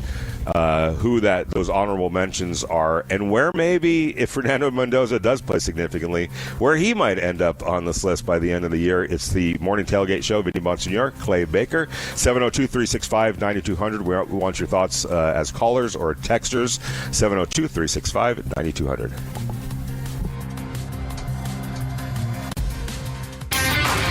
We'll take your comments and questions on X. Follow us at RNR920AM. Let's dig in to the Morning Tailgate on Raider Nation Radio 920.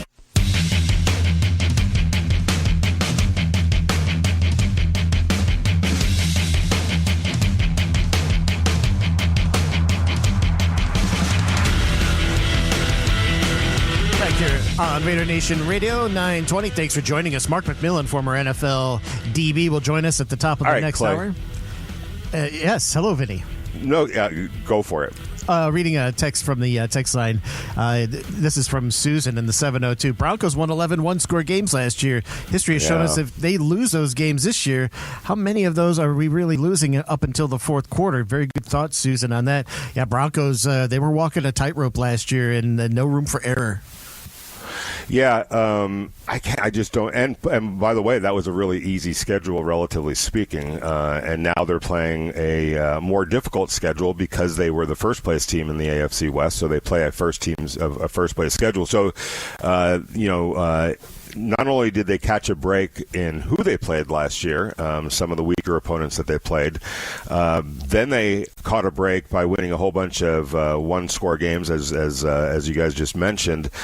Some of them in miraculous fashion with mad comebacks, at the end of games against teams that really, quite honestly, weren't all that good. Some of them were, but some of them weren't. So that combination of playing a much easier schedule and winning a bunch of close games usually doesn't bode well, Clay, for the following season. That doesn't usually hold up in the court of law. No, in fact, what it does is it shows you who you really are the next year. And for me, if Sean Payton has to go and share play calling duties with Davis Webb, I'd like to see how that works out, because there's usually just one voice in the room when that is considered when it comes to calling plays under Sean Payton's rule.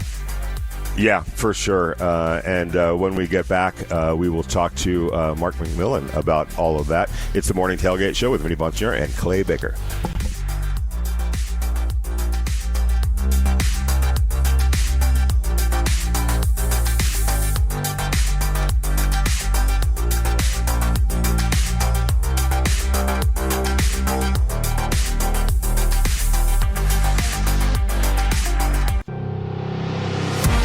This is the Morning Tailgate. There have been plenty of other coaches, but why not us? Why not this staff? Why not this group of players? I look at it as what a great challenge. We're going to be about the work. He is back, baby! And the Raiders regain the lead! With Fitz Sapienza, Vinny Bonsignore, and Clay Baker on Raider Nation Radio 920. Oh, welcome back to the Morning Tailgate here on Raider Nation Radio 920. Vinny Bonsignore, Clay Baker, Connor Collins, and the Wheels of Steel. We're here for you on Raider Nation Radio 920. Catch us up online on the Raiders app and at lvsportsnetwork.com, streaming and our podcast. And, of course, you can catch us up on our YouTube page, Raider Nation Radio 920 AM. Thanks for joining us.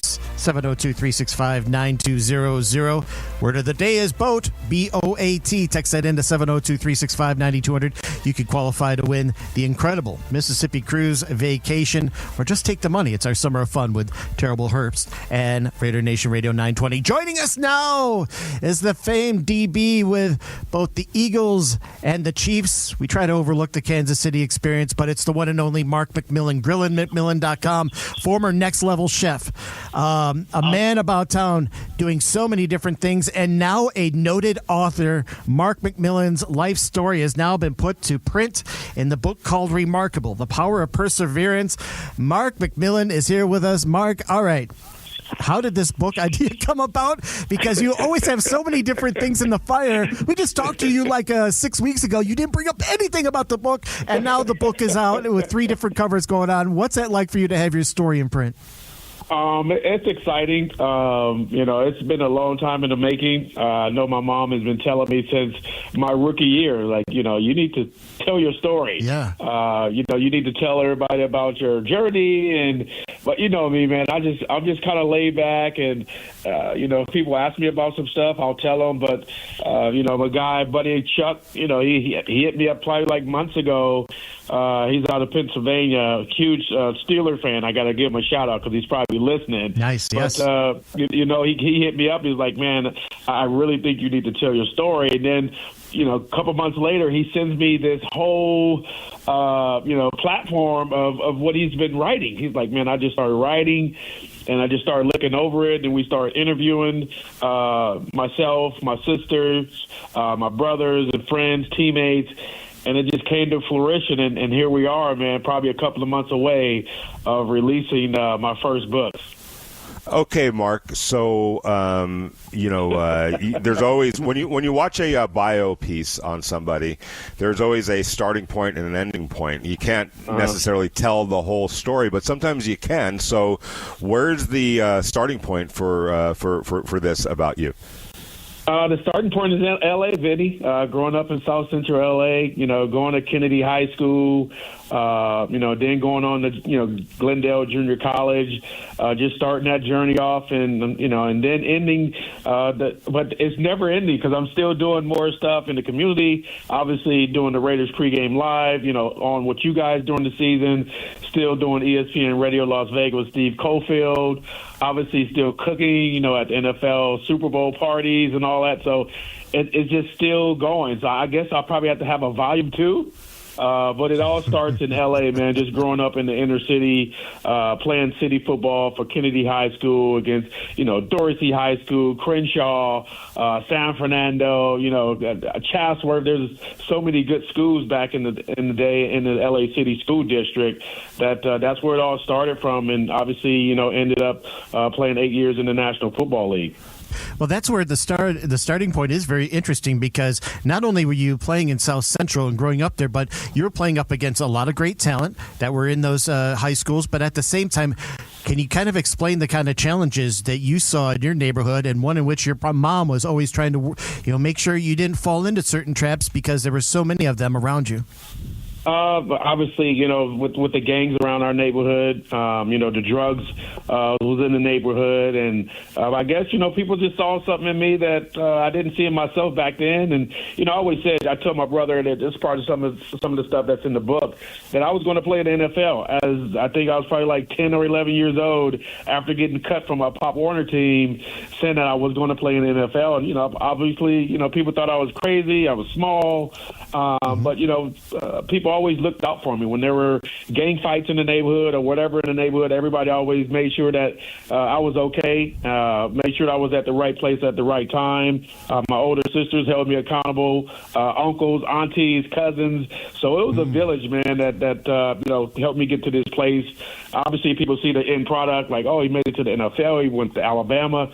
But there was a whole family behind me. I wouldn't say behind me, by my side, guiding me in the right direction, putting up with my craziness from getting kicked out of high schools and junior high schools and just staying with it, man. Really? And obviously, yeah, I wasn't a good kid back in the day, man. I fought a lot. So, my sisters, they'll have that part that's in the book as well, to kind of give people an insight what it was like growing up with Mark Millian as a teenager, as a young kid. So I'm excited for everybody to get their hands on this. And the publishing company was gracious enough to let me use the Eagles cover, the Chiefs covers in Alabama.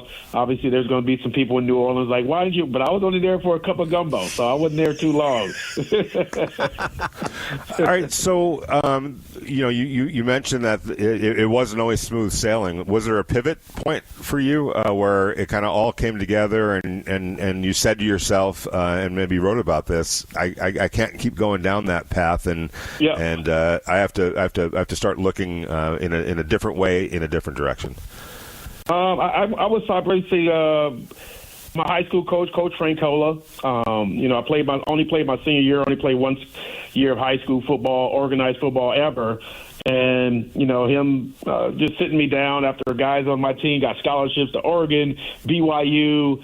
These guys were going D1. And obviously I didn't play football, so I wasn't expecting to get a scholarship. And, he guided me in a direction to go to Glendale Junior College, where I played under John Sacuto and Coach Notorious, who I both went into the California Hall of Fame with the last year. And just seeing guys that I played with, playing on TV. And, this obviously kept me out of the streets, kept me out of trouble. And, I just started taking it serious, like, man, I really can play this game at a high level, but let's see how far we can take it. And 2 years at Glendale, and then I was nominated as an All-American at the end of the season. And the crazy thing about that, the two defensive backs that were All-Americans back then was me and Dale Carter. And me and Dale Carter ended up playing together for the Kansas City Chiefs. So there's a lot of nuggets in this book, man. Like I said, I played against some really good guys. Even in junior college, Jamal Anderson, he played JUCO in California. We didn't know it back then, but now we get to the pros like, man, didn't I play against you at Glendale? And, he was a beast back in junior college, and obviously what he did in NFL. So there's some really good stories, some nuggets in there. And obviously, playing alongside Reggie White, Eric Allen, who's a Hall of Famer, just went in. So it's a pretty good story, man. I'm excited the way it's going and the direction that it's going.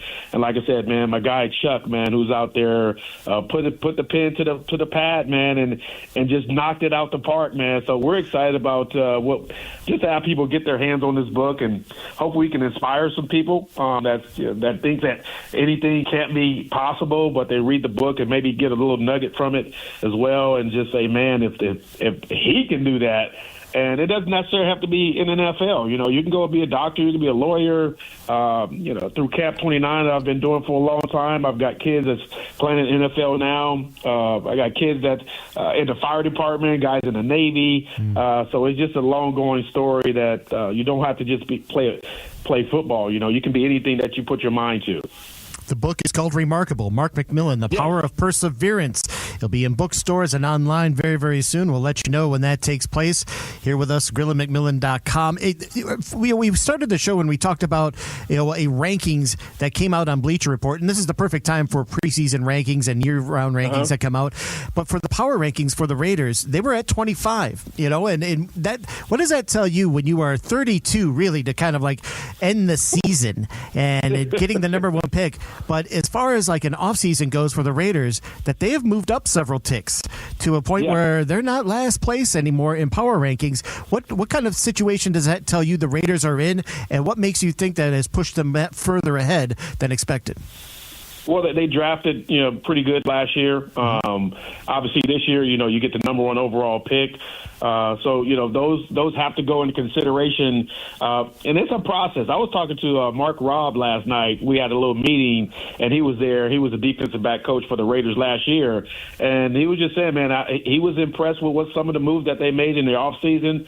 He was impressed with the draft, moving forward. Mark Rosen he played in the league for 12 years, another California guy. Yeah. He's been coaching for almost 20 years in the NFL, and he was just breaking it down like, man, it takes at least 2.5 years, to get your guys in when you have a head coach, when you got so many moving parts to kind of just be able to see your fruits of your labor. And we know here in Vegas, it's been a new coach almost every year or every other year, and there's been no real stability. So hopefully, they can bring in some stability in the coaching staff, keep the players that they have on the roster and develop those guys because they do have some talented players. And, we can't forget that Ashton Gentry was the top running back coming out of college and still went for 1,000 yards under their makeshift offensive line last year. So they got some really good pieces. You bring in Kirk Cousins, who's a veteran. You draft Mendoza, Heisman Trophy, national champion. So they got some really good players. You get, Jay Naylor, in free agency. You pick up one of the best centers in the National Football League.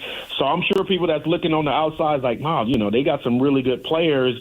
And the defensive side of the ball has improved as well. So I'm excited for this team. It seems different to me. I don't know, Vinny, you've been around the team longer than me, but it seems a little different in the building. And obviously doing the involuntary, mandatory, whatever you want to call it, minicap, it just seemed a little different.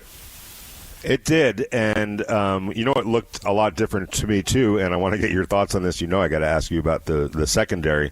The secondary? It's kind of not completely remade, but significantly remade with the drafting of Jermod McCoy, Trayton Stukes, among others. How excited are you about? It's not just that they changed names, but they brought in some dynamic type athletes and players with proven track records as well. How excited are you about this young secondary? I'm excited. Like I said, you bring Palomalo back. You bring in some free agency guys that's played a lot of football. Obviously, Patrick Graham is gone, so it's a whole new defensive system. But we saw in training camp and the lack of interceptions in training camp. I know it's, you're out there in shirts and shoulder pads, but I still want to see those guys get their hands on more footballs and, give more takeaways that helps out the offense. Because last year the defense was on the field so many times with so much turmoil that was on the offensive side of the ball. You really couldn't get a real sense of what was going on in the secondary because those guys were on their heels pretty much every week. And now, you see some quality guys come in. It's like, okay, these guys played at a high level. These guys are Pro Bowlers. These guys are professionals, and they seem to be locked in. So I'm excited about. It is going to be a lot of competition in that position, which is good. You want to bring in some guys that's going to compete. And just not be guys just going to be filling in roster spots. So I'm excited to see what they got going on, and hopefully we can get some more wins, man. So we're not in the press box, and I'm doing my pregame show or postgame show, and we have something positive to say instead of here we go again.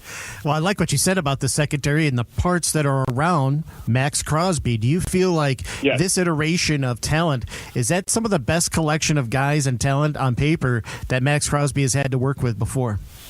I would say, especially in the secondary, obviously, the linebacker spot is still, in question, the middle linebacker. Okay. But you bring Dean over, from the Philadelphia Eagles, and everybody knows what he's capable of doing. So they got some guys that can get after the pass rusher. We know Max is 100%. Every play, and you love to see it as a fan, but as a player in an organization, you want to be able to give this guy a break every now and then because he has some knee injury problems. He'll be ready. He'll go out there with one knee, and you got to love a guy like that. But if you can get another guy that can carry the load on the outside, that can help him with the pass rush, I think it'll be that much better for the secondary. You can get all the guys. You can have Deion, Eric, Darrell Green in the secondary, but if you're not putting no pressure on the quarterback, I don't care how good you are, you're going to struggle. So that's a main thing, especially in the National Football League now, where it's a passing league, and you got to have guys that can get after the passer. I agree. How do you see that playing out, and who do you see in terms of stepping up as a pass rusher above and beyond just Max Crosby? Dean is going to, he's going to be there. They're going to be meeting at the quarterback a lot this year, and I'm excited to see that young man, a SEC guy, a Georgia Bulldog. It seems like, SEC guys tend to, get guys over the hump, in this league. And then, obviously the Raiders, they draft, they bring over, Benito Jones from the Dolphins to help with the running game. So they have some guys in place. And I'm sure, we talk about the offensive tackle. There's still some question about, getting younger. Can we get a guy that can be consistent? We know Colts has been injured the last couple of years, so they just need to shore up that position. But if you can get after the passer, and we know, like I said, Max is going to get there every game. He's going to wreak havoc. And if you're a secondary guy, you got to love that. But we need to get some guys to get interceptions because this team has been at the bottom of the barrel with interceptions the last couple of years. Are your concerns about the offensive line the same as they were last year? Ooh, that's a good question, Clay. I think if once Powers is solidified in his, I said this when they drafted him. The kid is nasty. The kid is dirty. He gets after it. They've been playing mind games with this young man the last couple of years. As a young rookie, man, you're like, man, what's going on? But hopefully this coaching staff, really pours into this young man. He solidifies his position. We know he's not going to be a center. Is he going to be a guard? I think he suits well playing the guard position. Like I said, I'm a big fan of that young man, Even coming out of Oregon, the kid just has that dog in him. He has that Raider mentality on that offensive line. And I think once he feels comfortable in that position and solidifies that, and obviously, having one of the best centers in the league, being able to work with the offensive linemen, then you have a veteran with Kirk Cousins who's going to put these guys in good position as far as slide with the pass protection. I think these guys can be pretty good, like I said, but you still got to gel in training camp. It's not like they have an easy schedule. The Dolphins come in early week 1, so maybe they can smack them boys up and send them back to South Beach. What would constitute a successful season for Ashton Jeanty? He went for 1,000 last year with the makeshift line. Just imagine what he can do now with some receivers on the outside that's healthy. You still got Bowers, who you can argue who was the best tight end in the National Football League. I put my hat on Bowers. He's a matchup nightmare. And there's some really good, tight ends out there. You still got Kelsey. You still got some guys. You got tight end in Baltimore. So you got some really good guys out there. But just imagine if he stays healthy and his whole O-line just stays together, because it was like a puzzle last year. There was new guys playing offensive line, tackle, guard, center. Seems like every other week. And once you solidify that, the sky's the limit for this kid, man. And I do hope he learns how to get out of bounds every now and then, not try to run everybody over, because you don't last long as a running back. But he looks good in practice. He's looked good as a rookie. I see this kid going for at least over 1,500 yards, maybe 1,700 yards with a solid line and a good passing game. Oh, I love it. It's Mark McMillan, GrillinMcMillan.com, and the author of his brand new book. I can't wait for it to come out, my friend. Remarkable, The Power of Perseverance. Yeah. We'll get you on when that thing's ready to go, and we'll go into the covers, and we'll talk about how you mentioned us here on this show in great fashion, my friend. Thank you so much for coming on today. We look forward to talking again real soon, man. I appreciate it. Hey, there's still room. The book ain't released yet. Maybe I can throw you and Vinny in there, man. I can say, hey, man, my guys from Raider Nation Radio always give me some love, so I'll make sure you guys get a copy out the gate, hot off the press, man. Thanks, Mark. We'll do Love the it. Apple Dog. Thank you, brother. I appreciate you guys. Have a great show. Thank you. Yeah, that's great. The All Madden team, Mark McMillan here with us, and that's interesting what he said about Genty. What think about what could be done after 1,300 scrimmage yards last year. And now having the kind of the offensive line structure with the wide zone and his ability to trust the offensive lineman he's working with, good things could happen. Again, you don't have to give him the ball even one more time. I think they will, but you don't even have to. All they have to do with a better offensive line and a better scheme is get that yards per carry up to about 4.5, 4.6, and that is going to make all the difference in the world. We got a pair of tickets to give away here, guys. The Totally Tubular Festival is coming up here. It's going to be presented by the Sahara Las Vegas at the Pool, and it's going down on July 25th. We do have it available to pick up your tickets. If you want to be caller number 9, let's go with caller number 9. Give me a call right now for your chance for a pair of Totally Tubular Festival tickets. Again, that is going to be on July 25th at the Sahara Las Vegas Pool.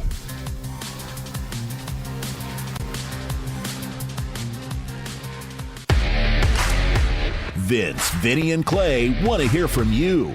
Call or text the show at 702-365-9200. Now, back to the morning tailgate. You got anything to speak to the people about whether or not they'll see you in pads again? I'll never say never. It would take a special situation. There's multiple teams that reached out to me this offseason, and I won't say who or how, but they reached out and was, just gauging my interest on, what I wanted to do and all those things. And they were, good, solid football teams, but a couple of them in some different situations. I think I'm just at the point where I just want to win, man. I want to win, and I want to do those things. And so if I were to do it, it would have to be a special team, that maybe lost somebody or needed somebody. But even then, it's not guaranteed. I'm having too much fun hanging out with my wife, hanging out with my kids, and trying to get good at golf. So it would take a special deal, but I'm always training. I got 4 boys that can't beat me up when they're 18. So I got to keep training. So I'll be in shape and ready, but probably not. I'll probably be just coaching my kids. That's for sure. That's former Raiders quarterback and a really good dude, I might add, Derek Carr. It's interesting about Derek. When you cover a team, as the beat writer, things happened and changes get made. And, I go back to that 2022 season when he was ultimately benched and getting word that it was coming and, having to write that. This was a guy that in Derek Carr who gave everything he had to this organization. There were some really good moments, but those were far and few between. But he always held himself. To me, he always, as the face of a team that, for the better part of his career, just didn't play very well, at a high level. They made the playoffs twice. Unfortunately for him, he only played in one playoff game. Things would have looked a whole lot different had he had stayed healthy. The year that they were 12-3, and he got hurt, and denied him the opportunity. And who knows where that all would have gone.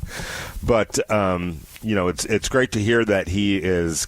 It sounds like, Clay, he's satisfied in retirement, and has he closed his door completely to the NFL? No, but it seems like it's shut pretty well, and it would take some sort of a special situation for him to leave what he's built now in retirement. Yeah, he definitely said he considered. We're looking at options, at least as teams were reaching out to him in this offseason, and as he said, but I want to win. I want to be in the right situation. So I'd have to think if a team like Cleveland, for example, was reaching out, or Arizona, who was still trying to figure out what they want to do, that wasn't what he wanted to go into and get into. So maybe, and we see it all the time in August, where teams who are positioned to be in a playoff run are set up very well, but they may not have the kind of quarterback depth that they necessarily need, and their first quarterback, their QB1, goes down. I wonder if Derek would reconsider that. If there was an area that, a team that felt like they were on the rise, but they needed one more, I wonder what he would consider then, because he still sounds like he is still training and his mind is still on the game. Yeah, there's a couple teams that come to mind, maybe some surprise teams, but I think a team like the Los Angeles Rams would if something were to happen to Matthew Stafford, right? All right, and they are, and maybe they don't believe Ty Simpson is ready to, because when you think about Ty Simpson, he's the quarterback of their future. There's no question about that. That's why they drafted him. They really like him, but do you throw a rookie quarterback into a high leverage situation like that where there's these enormous expectations? We just talked about the power rankings. They're number one. They're probably number one on the vast majority of power rankings out there based on what they did last year, who they brought in, at cornerback, and trading for Myles Garrett. It kind of puts them over the top. So if you're a team like the Rams and your quarterback goes down at some point, that, to me, it makes sense that's somebody that they would look at. I think that they would look at Kirk Cousins, especially if reports are during training camp that he's healthy, and maybe it gets into the season and he's playing pretty well. To me, a Kirk Cousins becomes in that sort of a situation where a good team loses their quarterback and they want to do better than whoever their backup is. I think Mac Jones is somebody that played himself into a really solid, position. I wrote about this just the other day, as far as if the 49ers would never trade him to the Rams to help the Rams, but if there's a team out there that 'cause I think everyone assumed, Clay, that Mac Jones's trade market was going to heat up last offseason, and there were definitely calls that were made to the 49ers based on what he did. Right. Based on what he did.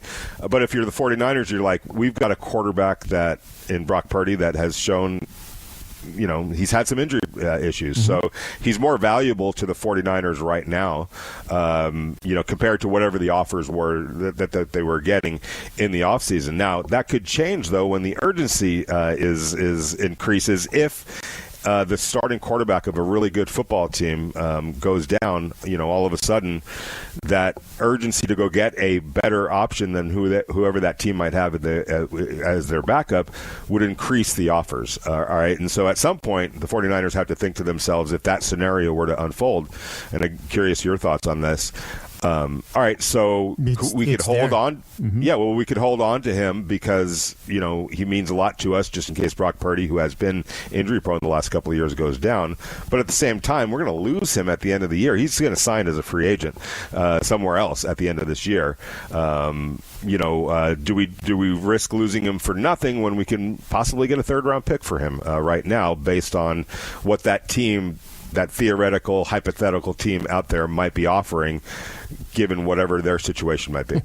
Classic 49ers move. You know what I mean? To go and hold those aces on the sleeve, just in case. We want to make sure that we leave nothing to chance, because they were so close at one point, to get into a Super Bowl, but they were bereft of talent behind the number one quarterback. And he was 5-3. That's the thing, though. He was 5-3 last year. Without him, they don't make the playoffs. Remember, Brock went out. He only played, 11 games, Clay, or whatever? No, 9 games, I think it was. And their season was theoretically lost, and all of a sudden, Mac Jones keeps their head without that. They don't make the playoffs. And that's where I'm thinking they're thinking, like, what if Brock were to go down again? We've got a guy that we truly believe in Mac Jones. Let's hold on to him as long as possible. And that's why they weren't going to just give him away in the offseason.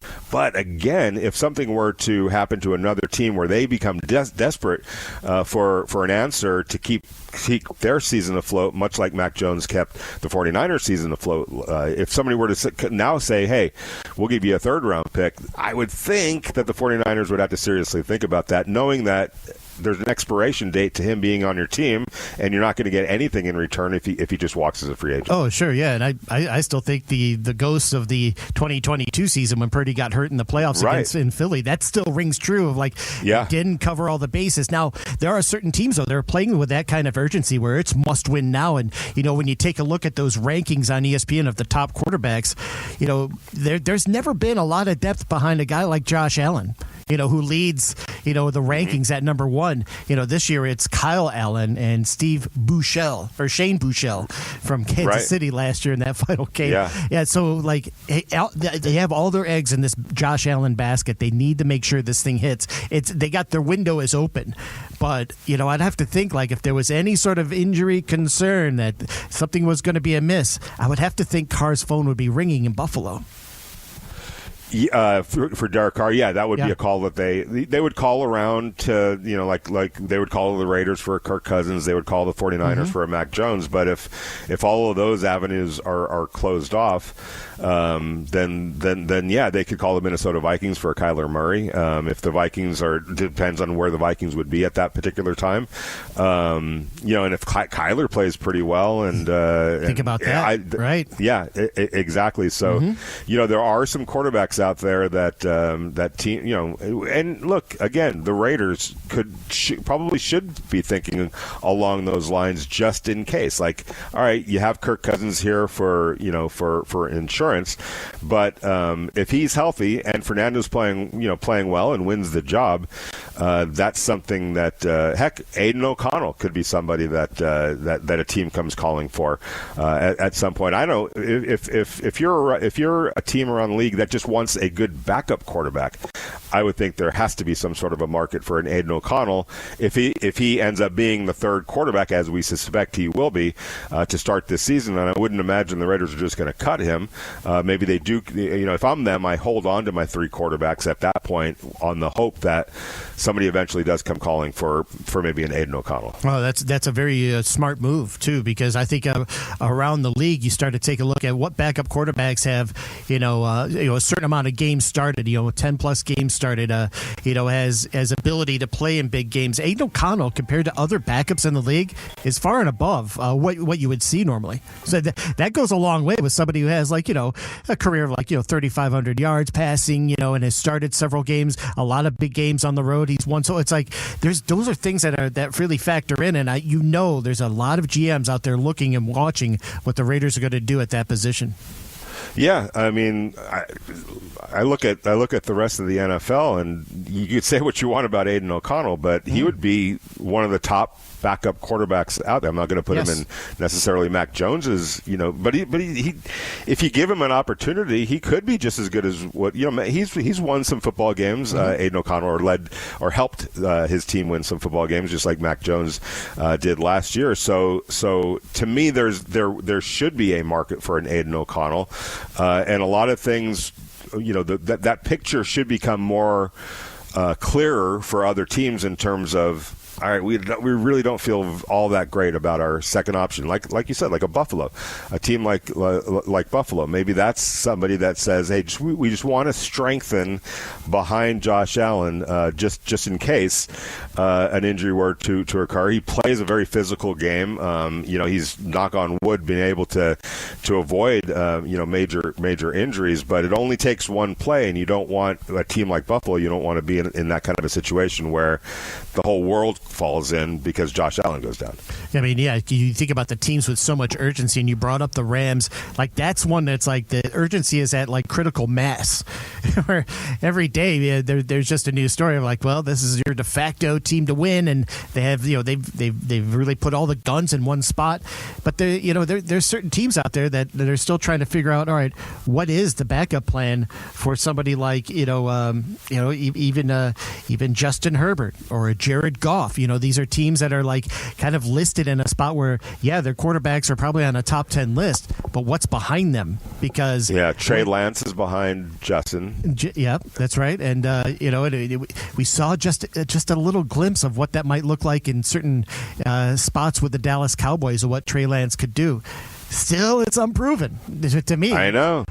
Still, it's a very speculative choice to think like, all right, well, what could be had if you have to go and like put a Harbaugh offense with Trey Lance?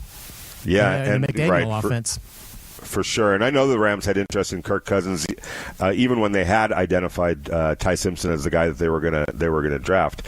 When you think about Sean McVay and his relationship with Kirk going all the way back to their Washington days, and I would imagine that Kirk Cousins gave that some consideration. But I would imagine what outweighed.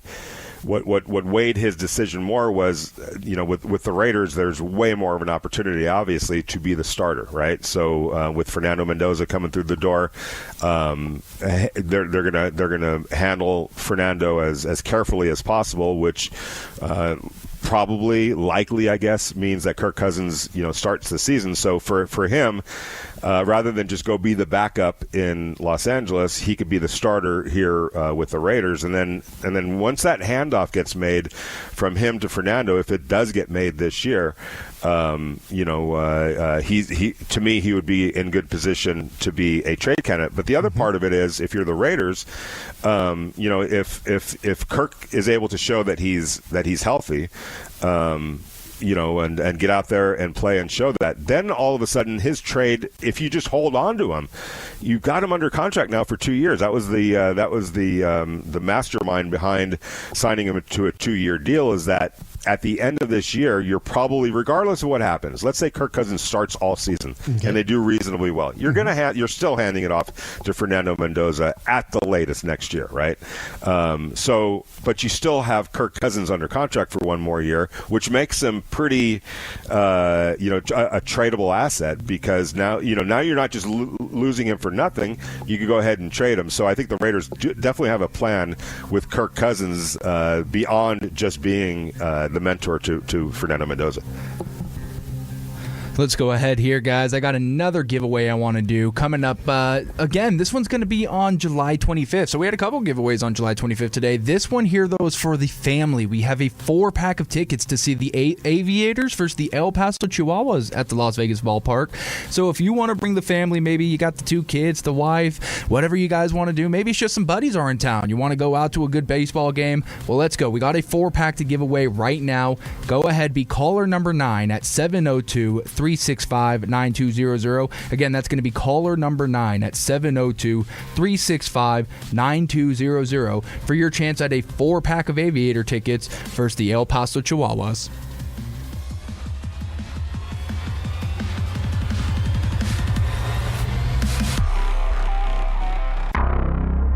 This is the Morning Tailgate. Oh, Paisan. Oh! Back up. I'll talk to him about it. I've been telling you for months now this guy's no good. I want to sit down. All right. Answer the phone. I want to sit down. Hey! On Raider Nation Radio 920. Oh!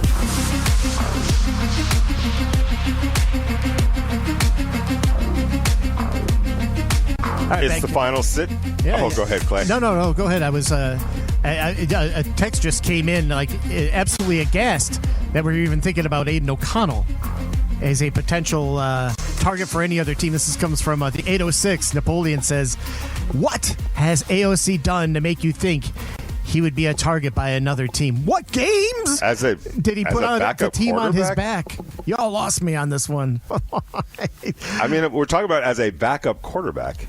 Like it's hard enough finding 32 guys, right? And then finding 32 capable backups is probably even harder. To be honest with you, it's probably equally, I would say. So yeah. If you who texted that? I'm sorry.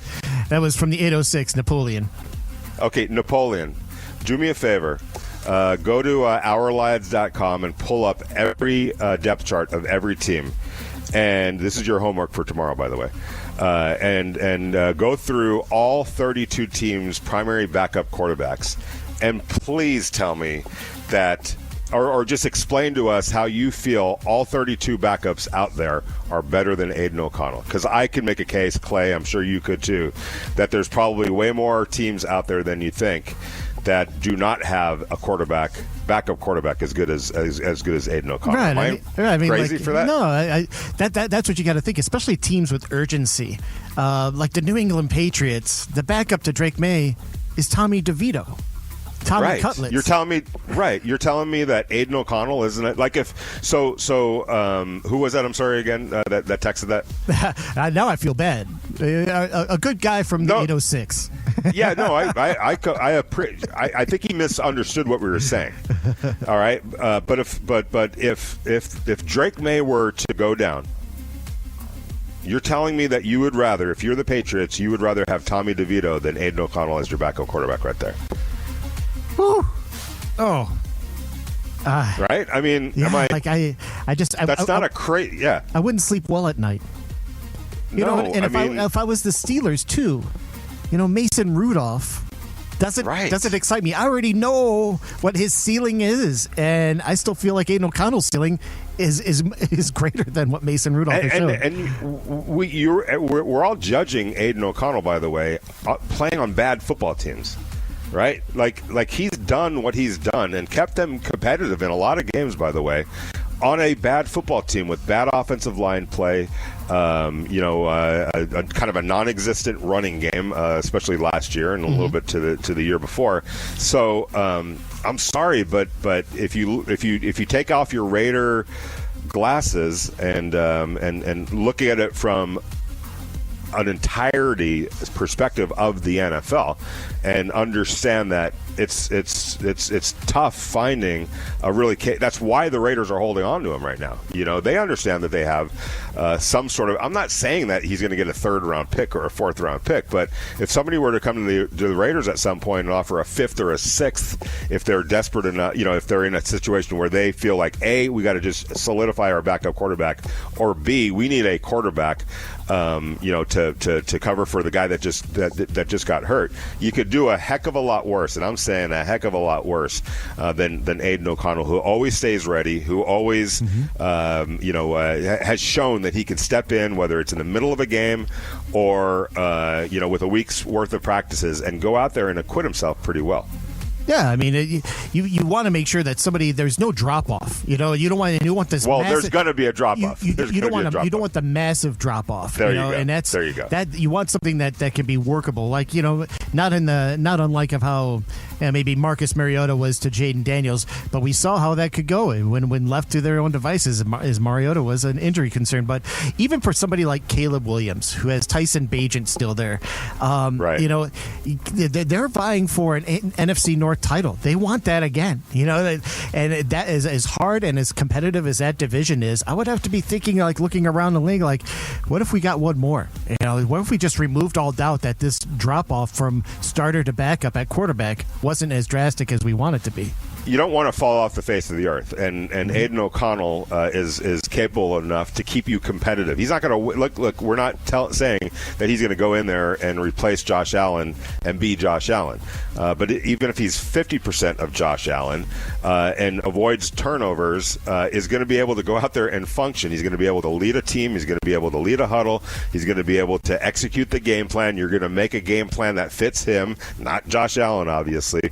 But yeah, I think people would would be surprised that there would be a market for an Aiden O'Connell. And that's not to suggest that he's a championship level quarterback by any stretch of the imagination, but I've seen enough in Aiden O'Connell, and just listen to what Kirk Cousins was saying when he was like, why shouldn't this guy have a nice long career in the NFL? What has he done for you to think that he can't be a capable backup who's going to start a few games for you from time to time, and maybe even have to quarterback you for an entire season around a good team? He's going to keep you afloat. He's not going to embarrass you. Yeah, even the words from Kubiak, ever since he got here, he was very impressed with how O'Connell works, how O'Connell is preparing, and I think even for somebody like O'Connell is looking at like, wow, finally we got some people in this building that can understand what I'm doing and what I'm about, and for him to extrapolate all that he has worked with so far in the NFL with a guy that's a proven commodity as an offensive coordinator and play caller like Kubiak and a system set up, I would have to think they really respect all the assets and tangibles that a guy like AOC has. O'Connell has great arm strength and ball placement. Those are hard to find, and not every backup has that, and quite honestly, not every starter has that. And he also has a great understanding of your offense. He's not going to blink in the eye of pressure. And how Clint Kubiak and this staff feels about him that's consistent with what every staff has thought about him. He is very well respected in the football world for what he is. He's not a high-end starter. Nobody's suggesting that. But he's not going to be a guy that when you hand it off to him on a good team, that your world is going to completely fall apart. That's really the truth of the matter. I want to say thanks to all of our guests, all of our listeners, all of our callers. Clay, Connor, talk to you guys tomorrow. One more day closer to training camp, which I cannot wait. I'm honestly at that point where it's time to get the ball rolling, Clay, for sure. I know, and it's fantastic. And keep it right here on Raider Nation Radio 920 all day long. JT the Brick will be live from the Thomas & Mack Center for the Vegas Summer League beginning at noon, and Q Myers from 2 to 5 here on R&R 920.